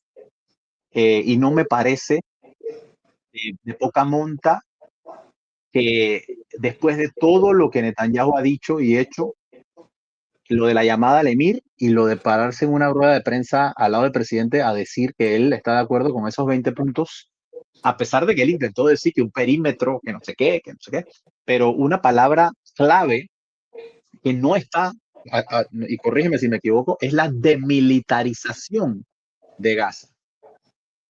O sea, ahí dice, Gaza será un lugar libre de terrorismo, etcétera, etcétera, pero no dice que será un lugar donde no va a haber fuerzas de seguridad hacia lo externo. Porque también de qué estamos hablando. ¿Qué va a hacer Gaza entonces? ¿Qué se supone que va a hacer? O sea, en un mundo en el que todos aceptamos que todos tenemos derecho a un Estado, todos tenemos derecho a un Estado, y de ahí viene la base de este reconocimiento eh, simbólico y político del Estado palestino. Es un derecho humano pertenecer a un Estado. Y los palestinos no han tenido ese derecho nunca. Entonces, ¿de qué estamos hablando? Esto que propone Trump, ¿qué es exactamente? ¿Qué es? Además de que todos estos proyectos de state building nunca han salido bien. Pero bueno, yo creo que ahí por ahí va la cosa. Vamos a ver. Hay que ver hay que ver si realmente Netanyahu logra convencer a esta línea dura de este neocionismo de que, ok, vamos a calmarnos un rato, o si esta gente dicen, no, no, no, no, no, señor, aquí no se va a calmar nadie, porque a mí me da la impresión, y he escuchado muchos historiadores y analistas diciéndolo, que el comportamiento del gobierno israelí ya es un comportamiento casi que como de culto bíblico, por decirlo así, ¿no? Ya las cosas que hacen no tienen que ver con realidades estratégicas, sino con hacer cumplir profecías. Entonces yo creo que si ese es el comportamiento, no, esto que pasó hoy no tiene cabida en el plan. Y si al final, que bueno, en Ben-Gvir, Smotrich, etcétera, son gente religiosa, si eso es lo que está, si esa es la razón de Estado ahora mismo, ellos no van a querer parar. Y al final estamos hablando de el ministro de Seguridad Interna, estamos hablando de gente que tiene mucho poder y puede pasar cualquier cosa. Vamos a ver, al final nosotros no sabemos nada. Nosotros somos unos observadores aquí que especulamos y ojalá entretengamos a la gente. Entonces digo, lo otro que era el tema de Panamá, ¿te acuerdas? Alguna vez te escribí hace muchos años un análisis sobre este tema, casualmente, el reconocimiento del Estado de Palestina. Y yo en aquel momento mi recomendación fue que no era eh, recomendable reconocerlo. Obviamente estamos hablando del año 2019. Eh, yo creo que el problema no es reconocimiento sí o reconocimiento no, porque como tú bien siempre lo has dicho y creo que tienes toda la razón, la política exterior de los países tiene que responder a sus propias dinámicas internas y a sus propios principios, ¿no? Y Panamá es un país que tiene una comunidad judía que además, que es muy importante, pero además de ser muy importante, es muy pro-Israel, que no necesariamente tendría por qué serlo, pero se da el caso que en Panamá sí es. Entonces, eso es algo importante en la consideración interna de nuestra estabilidad social. No, porque al final nosotros, este país tiene que funcionar y todos nos tenemos que llevar bien. Y entonces, también tenemos una comunidad tanto árabe como musulmana que también son parte importantísima del país. Y ellos tienen relaciones entre ellos. Y tengo entendido, por lo que hemos crecido nosotros viviendo, de que es de las mejores relaciones entre judíos y musulmanes árabes, como lo quieras llamar, del mundo quizá. Entonces yo creo que tocar eso, hay que tener mucho cuidado para tocar eso. Y tienes que realmente saber lo que estás haciendo. Entonces yo pienso que lo importante que tenemos para Panamá, lo primero tienen que ser nuestros judíos y nuestros árabes y nuestros musulmanes, porque son panameños, son nuestra gente. Entonces tenemos que velar por ellos, por su seguridad, por sus intereses, por todo lo demás. Ahora, ¿que eso significa que lo tenemos que reconocer o no? Eso depende también de una cosa que nosotros no tenemos, que es principios claros sobre cuál es nuestra política exterior. O sea, vuelves a lo mismo. Como dije antes, yo creo que hay muchísimos países, la mayoría de los países quieren que el orden internacional esté basado en ley internacional. Quieren que haya un sistema económico más justo. Quieren que acabe el monopolio occidental, por decirlo así, sobre el sistema capitalista. O sea, yo creo que eso es una aspiración de la mayoría de los países del mundo. Y creo que el ascenso de China, sobre todo a nivel económico, ha puesto de relieve eso. Ha puesto de relieve digamos, el matiz imperialista que había detrás de lo que nos han vendido como el capitalismo liberal. Creo que China lo está poniendo muy de relieve. lo que está pasando con China. Más allá de que te gusta el sistema político, ¿no?, de China. La realidad es que en China el capital no toma decisiones, lo toma el Partido Comunista. Entonces, yo creo, y Panamá, dentro de ese grupo en Panamá, dentro de ese grupo de países que deben querer o que tienen que querer que el sistema internacional sea más multipolar y sea más, que se le dé más voz a nuestros países. Panamá es uno de los países que debería defender el derecho internacional y debería pegarse a él con todo, además porque en nuestra historia el derecho internacional es lo que más nos ha dado. O sea, así nosotros deberíamos ser un país, una meca del derecho internacional. O sea, y yo creo que tú alguna vez a lo mejor tuviste ese sueño, ¿no? Y era a lo mejor era parte de tus ideales también. O sea, eso es el deber ser. Pero creo que el deber ser nunca se llega al 100%, pero uno se aproxima con la pragmaticidad y con el saber interpretar tu entorno, ¿no? Yo te comenté una vez, el año pasado, que estuve en San Marino, por ejemplo, yo quedé impresionado con, ¿sabes? De una manera o de otra, o lo que sea, San Marino se estila como la república más antigua del mundo. Y han logrado mantener un nivel de autonomía basado en la realidad, obviamente. O sea, si Italia quiere, en 2 horas se toma San Marino, pero sin embargo no se lo toma, y San Marino es un país. Entonces, y ahí está el truco, ¿no? Entonces, yo pienso que no es excusa de decir, es que nosotros tenemos tan cerca a Estados Unidos. Sí, es verdad que lo tenemos cerca y tenemos que aprender a jugar con eso, y no es y ya una vez se emputaron y nos hicieron lo que nos hicieron en el 89, y hay que aprender las lecciones y seguir adelante. Pero Panamá definitivamente, que si hubiera que encontrar algo, es eso, el apego al derecho internacional, por todos los motivos que he estado diciendo, ¿no? Ahora, Claro, que pero eso signifique o no, no sé. no, porque por eso digo, es una decisión que no es tan Ujú, fácil. ujú. Normalmente en este país, y algo que digo, no lo digo tan orgullosa, resiento bastante, porque me tocó vivirlo como canciller. A los panameños, algunos, no todos, especialmente aquellos que hacen opinión eh, y que creen conocer el panorama, les gusta mucho montarse en la ola del, del fashionable, de lo que está en el momento. Sí, bueno, si este señor es un dictador que todo el mundo occidental repudia, Panamá tiene que repudiarlo también. Entonces, el derecho internacional, en este sentido, puede ser el backing que ha utilizado Panamá siempre para el no reconocimiento. Palestina no tiene la capacidad de ser un Estado o no cumple con los elementos básicos que en la primera clase de Derecho Internacional te enseñan cuáles son los elementos básicos de un Estado. Control sobre el territorio. Ujú. Ya Sí, ahí bueno, hablamos el reconocimiento es parte, pero bueno, sí, sí. es que el reconocimiento es una acción política, es una acción jurídica con repercusiones políticas, que sería al revés con temas como cuando se habla de genocidio, etcétera, Sí, que sí. no puede Bueno, ser una acción tienes, política. por ejemplo, tú que estuviste en eso, em, la Orden de Malta, por ejemplo, que puede emitir pasaportes, etcétera, no es un Estado, pero tiene un reconocimiento. O sea, eso es como un gradiente, ¿no? Es lo que Claro, quiero decir. pero eso ya está reconocido en el derecho internacional, Ujú. porque la soberana Orden de Malta es, existe en la categoría del derecho internacional. O sea, ya está bajo eso, no es es una ficción jurídica.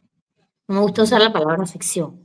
Mi punto es que tienes que decidir qué regla es la que está. Pues sí, obviamente nosotros somos más que todo el derecho internacional humanitario, que es en la parte específica de Gaza y de Israel, que existen violaciones que todavía no han sido consideradas por un juez, etcétera, etcétera, pero que si no es genocidio es crimen contra la humanidad o crimen de guerra.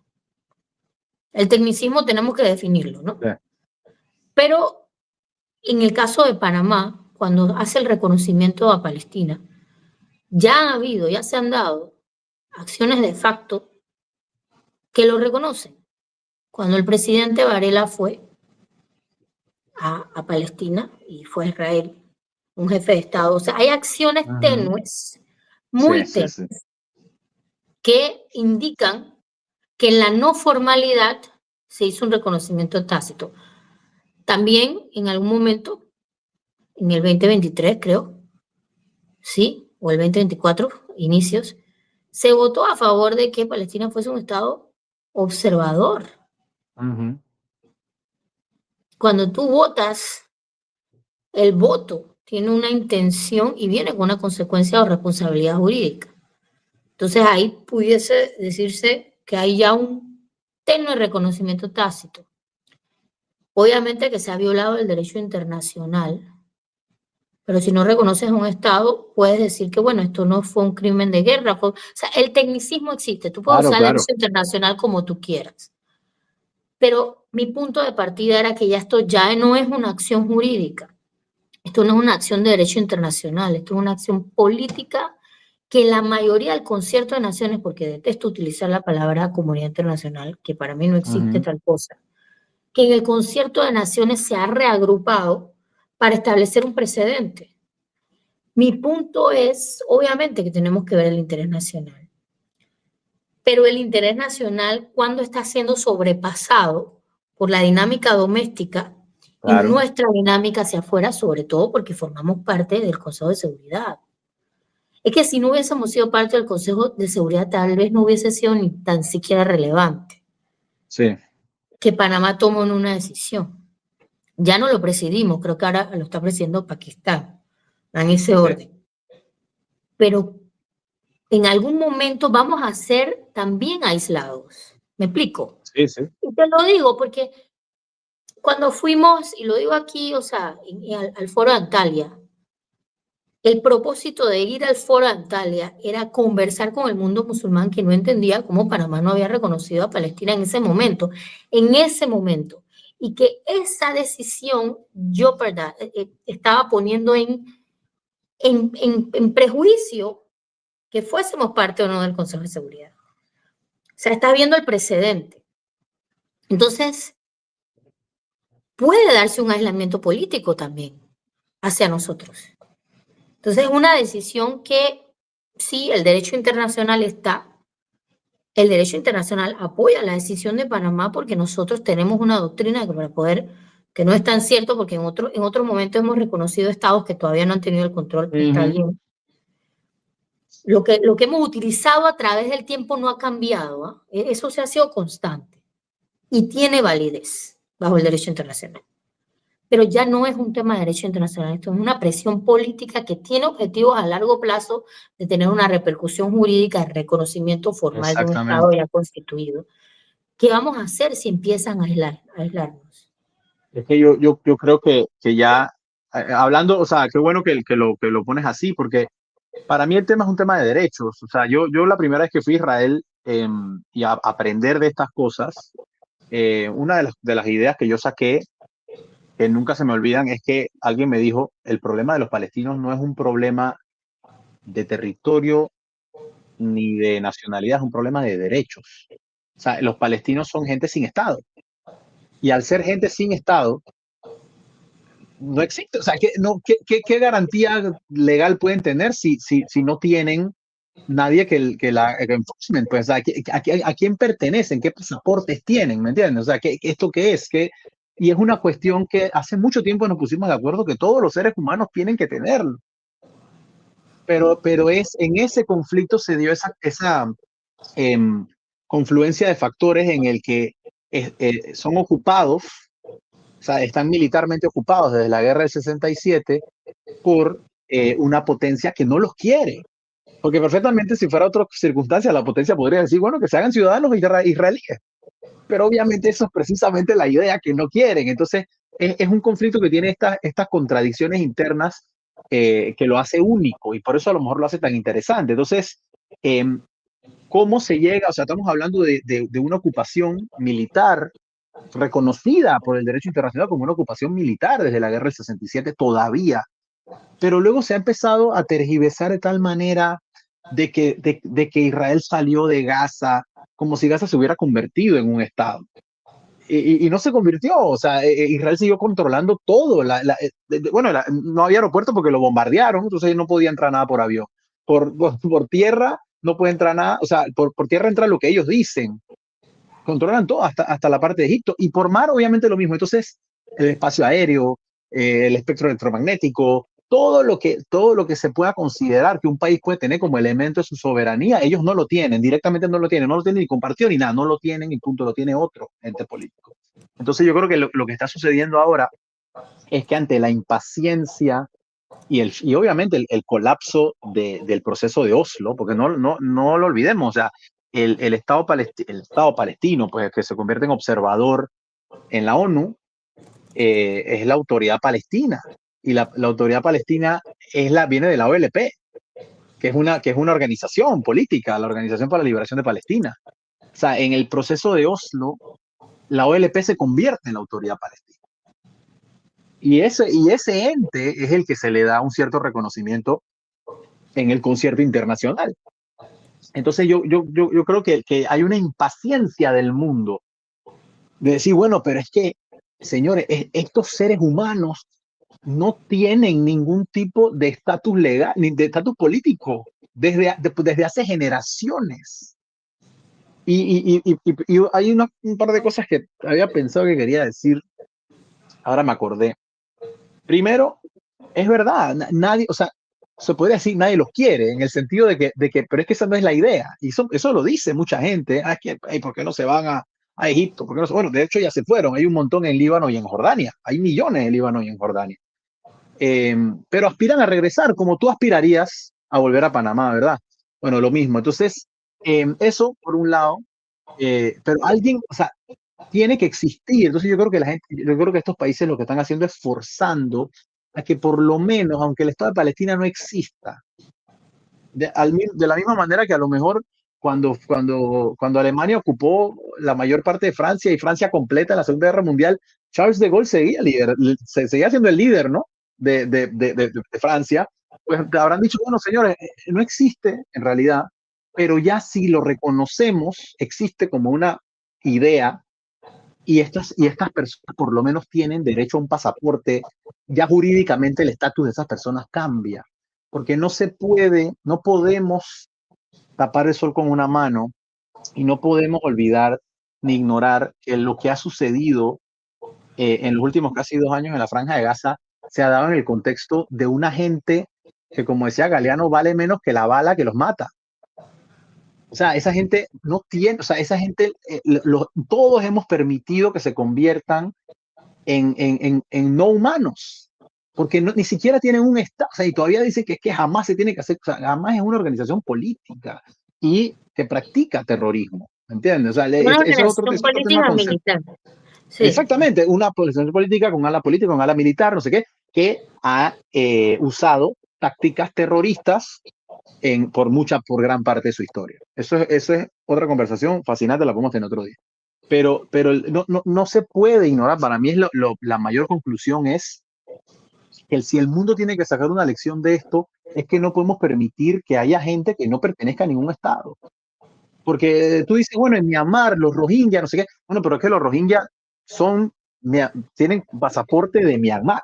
O sea, son una minoría y a lo mejor el Estado las puede odiar, pero ese Estado, oficialmente, esos son sus ciudadanos. Estás matando a tus propios ciudadanos.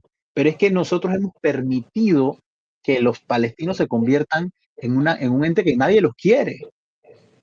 O sea, ni los vecinos, ni Israel mismo, ni nadie. Entonces, claro, me imagino que por eso habrán dicho, eh, bueno, vamos a crear un Estado, vamos a crear esa ficción. Y lo otro que iba a decir, que me parece una idea muy importante, que muy poco se habla, tratando de darle todos los ángulos al debate. Y esto puede ser un poco controversial, pero con el tema de los palestinos se habla mucho del derecho al retorno, ¿verdad? La gente que fue expulsada en el 48, en teoría, dentro del marco aceptado por la mayoría del concierto internacional, la solución de 2 estados, la resolución 242, todo lo que tú quieras, habla del derecho al retorno. Y a mí siempre me ha parecido fascinante que nadie habla del derecho al retorno de los judíos europeos a Europa.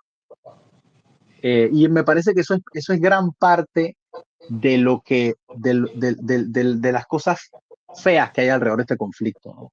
El rol de Europa en todo lo que sucedió y sobre todo de las poblaciones europeas.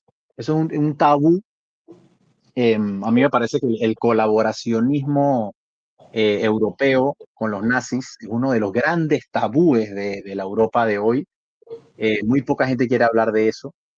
Y su extensión es precisamente esta negativa por parte de la mayoría de los países. Me parece que hay algunos como España, irónicamente, que se han tomado algunas disposiciones legales, ¿sabes? Con el tema de la memoria histórica, no sé qué. No sé hasta qué punto enfocan exclusivamente el tema de la Segunda Guerra Mundial, porque recordemos que España no participó, acababa de pasar por una guerra civil, pero sí habla del tema de la reconquista, ¿no? De los judíos que fueron Sí. expulsados en aquellos tiempos. Imagínate, se fueron hasta 1400 y pico.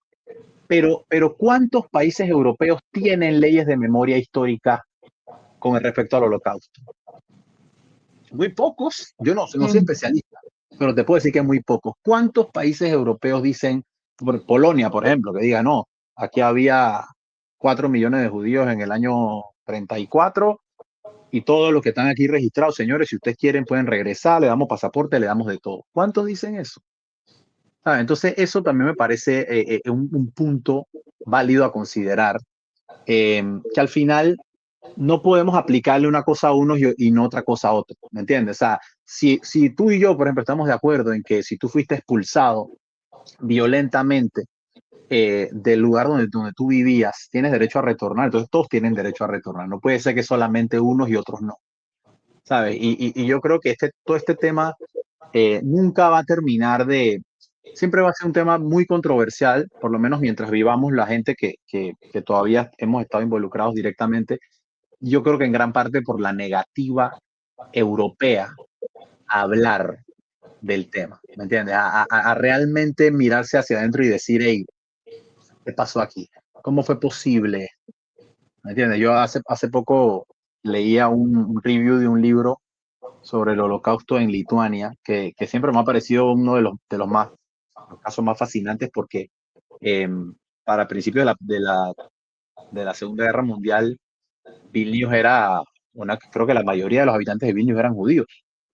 Y, y de hecho Lituania es uno de los centros espirituales, el centro espiritual del judaísmo ashkenazi. Las yeshivas, las escuelas de judaísmo, etcétera, todo eso, toda esa estética, todo eso viene tenía su centro espiritual en Lituania, ¿no? Y me parece que de todos los países europeos fue el que más porcentaje de exterminio tuvo. Me parece que arriba del 98% de los judíos de Lituania murieron en el Holocausto.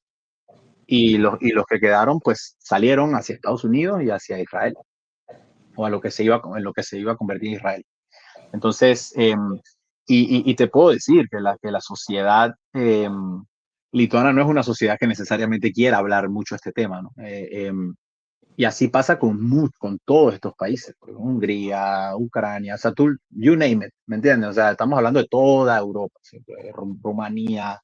Entonces, es un tema que todavía hasta el sol de hoy es muy difícil, y a mí me parece que esa dificultad y todo lo que rodea eso es gran parte, es una cosa que no se habla, pero que afecta mucho la misma manera como los israelíes se sienten, ¿me entiendes? Claro, Y creo que eso no se puede tampoco pasar por alto por supuesto.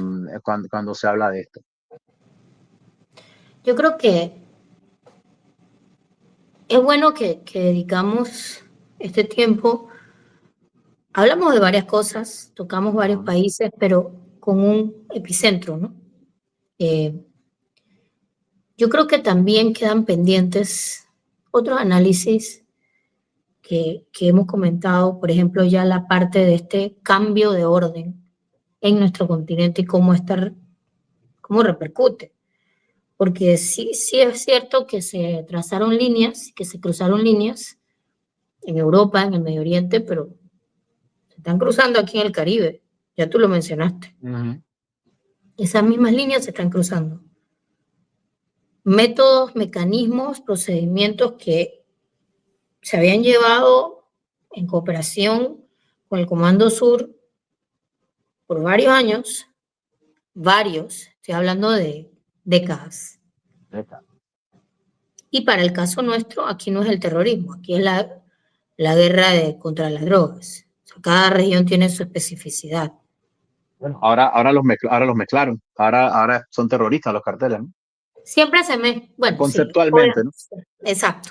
Bueno, bueno, el concepto de terrorismo, por eso estaba hablando de Hamas y todo, yo dije, bueno, se está metiendo en arenas movedizas él, porque Sí, sí. primero que no existe una definición aceptada a nivel internacional o en el derecho internacional público de terrorismo.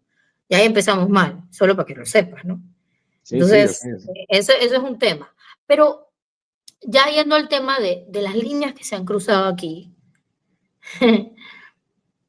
le puede pasar a todo el mundo. O sea, ahorita estamos viéndolo en el Caribe, en la parte baja del Caribe, pero no sabemos qué pueda pasar. Entonces, me preocupa que muy pocos han dicho algo. Creo que es un Esos buen tema para la países, próxima, ¿eh? yo creo que tenemos que ver el tema de Venezuela, pero yo también creo que tenemos que hablar de Colombia. Y lo vengo diciendo hace buen ratito, porque Colombia es nosotros tenemos, Colombia representa mucho para nuestro país Es y se analiza muy poco. Aquí todo el demasiado. mundo tiene que estar analizando lo que pasa en Colombia todos los días, Totalmente. porque representa un reto geopolítico gigantesco para Panamá. Yo creo que yo tengo una posición bastante dura ahí. Creo que no sé si soy una de las pocas en Panamá que la tiene y no me va a dar pena en algún momento desarrollarla. Te la he dicho varias veces.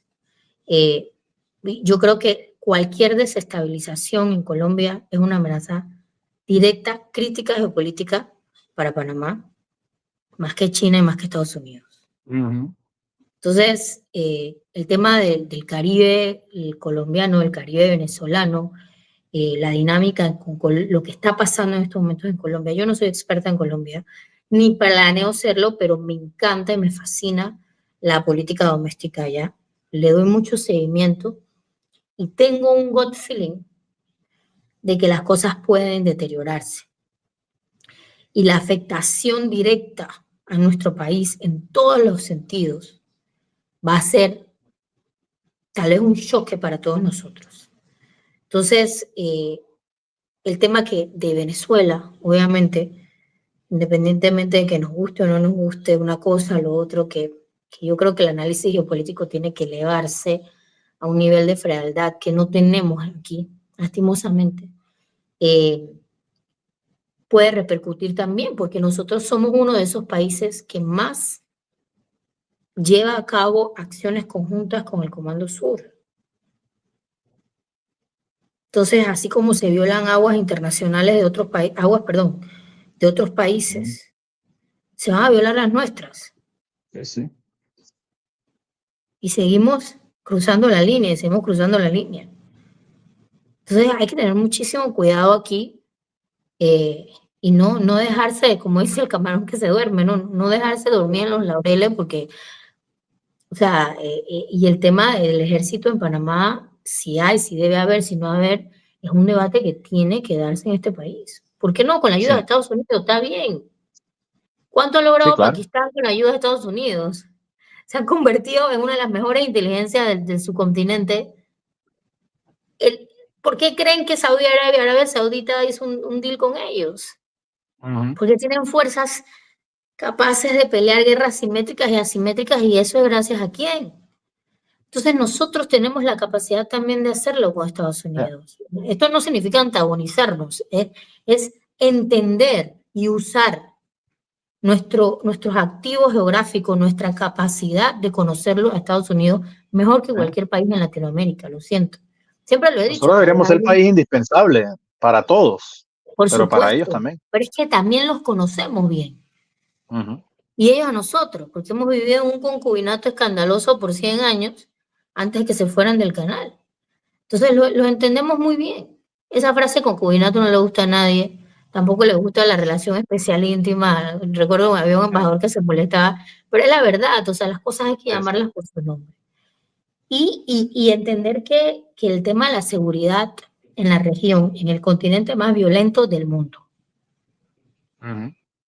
representa un punto crítico para nuestro país, en todos los sentidos. Sí. Y el vecino que tenemos atrás no es un país fácil.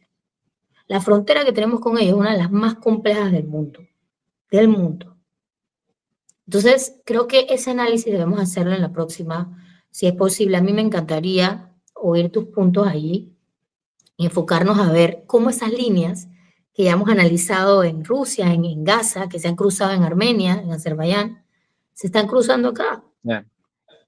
¿Cómo nos van a repercutir? Sí, sí. Yo creo que está todo relacionado. Y nada más para hacer el comentario breve antes de irnos, hay que hablar de El Salvador. Ahí se cruzaron obviamente líneas importantísimas a nivel doméstico, pero importantísimas, pues. O sea, ahí se rompieron tabúes y se cruzaron líneas importantísimas. Y a nivel Y internacional también. ¿sí? O sea, yo acabo de venir de allá. A mí lo que digo, después elaboraré, pero a mí lo que me da miedo es que entremos en otra lógica como la de la Guerra Fría. Ahora es el narcoterrorismo, pero en aquel momento pues era el comunismo, y que eso sirva de excusa para que cualquiera mate a cualquiera, ¿no? Y con esa lógica, los escuadrones de la muerte mataban niños en El Salvador y en Guatemala, porque bueno, esos niños iban a crecer para ser guerrilleros. Lo mismo que dice Israel en Gaza, ¿no? Esos niños van a ser terroristas en el futuro. Y yo creo que una vez que tú te vas por esa espiral, esa es la espiral que va directo al infierno. Y nosotros acá tenemos que tener mucho cuidado, porque estamos coqueteando con eso con bastante intensidad. Y somos bastante frágiles. Somos muy frágiles. Ya lo pasamos, que es lo más triste, ya lo pasamos. Parece que queremos volver a repetir. Frágil es porque dependes de muchos factores exógenos. Cuando no eres tan frágil es porque a pesar de los factores exógenos, tu resiliencia, tu core, tu centro de gravedad te mantiene.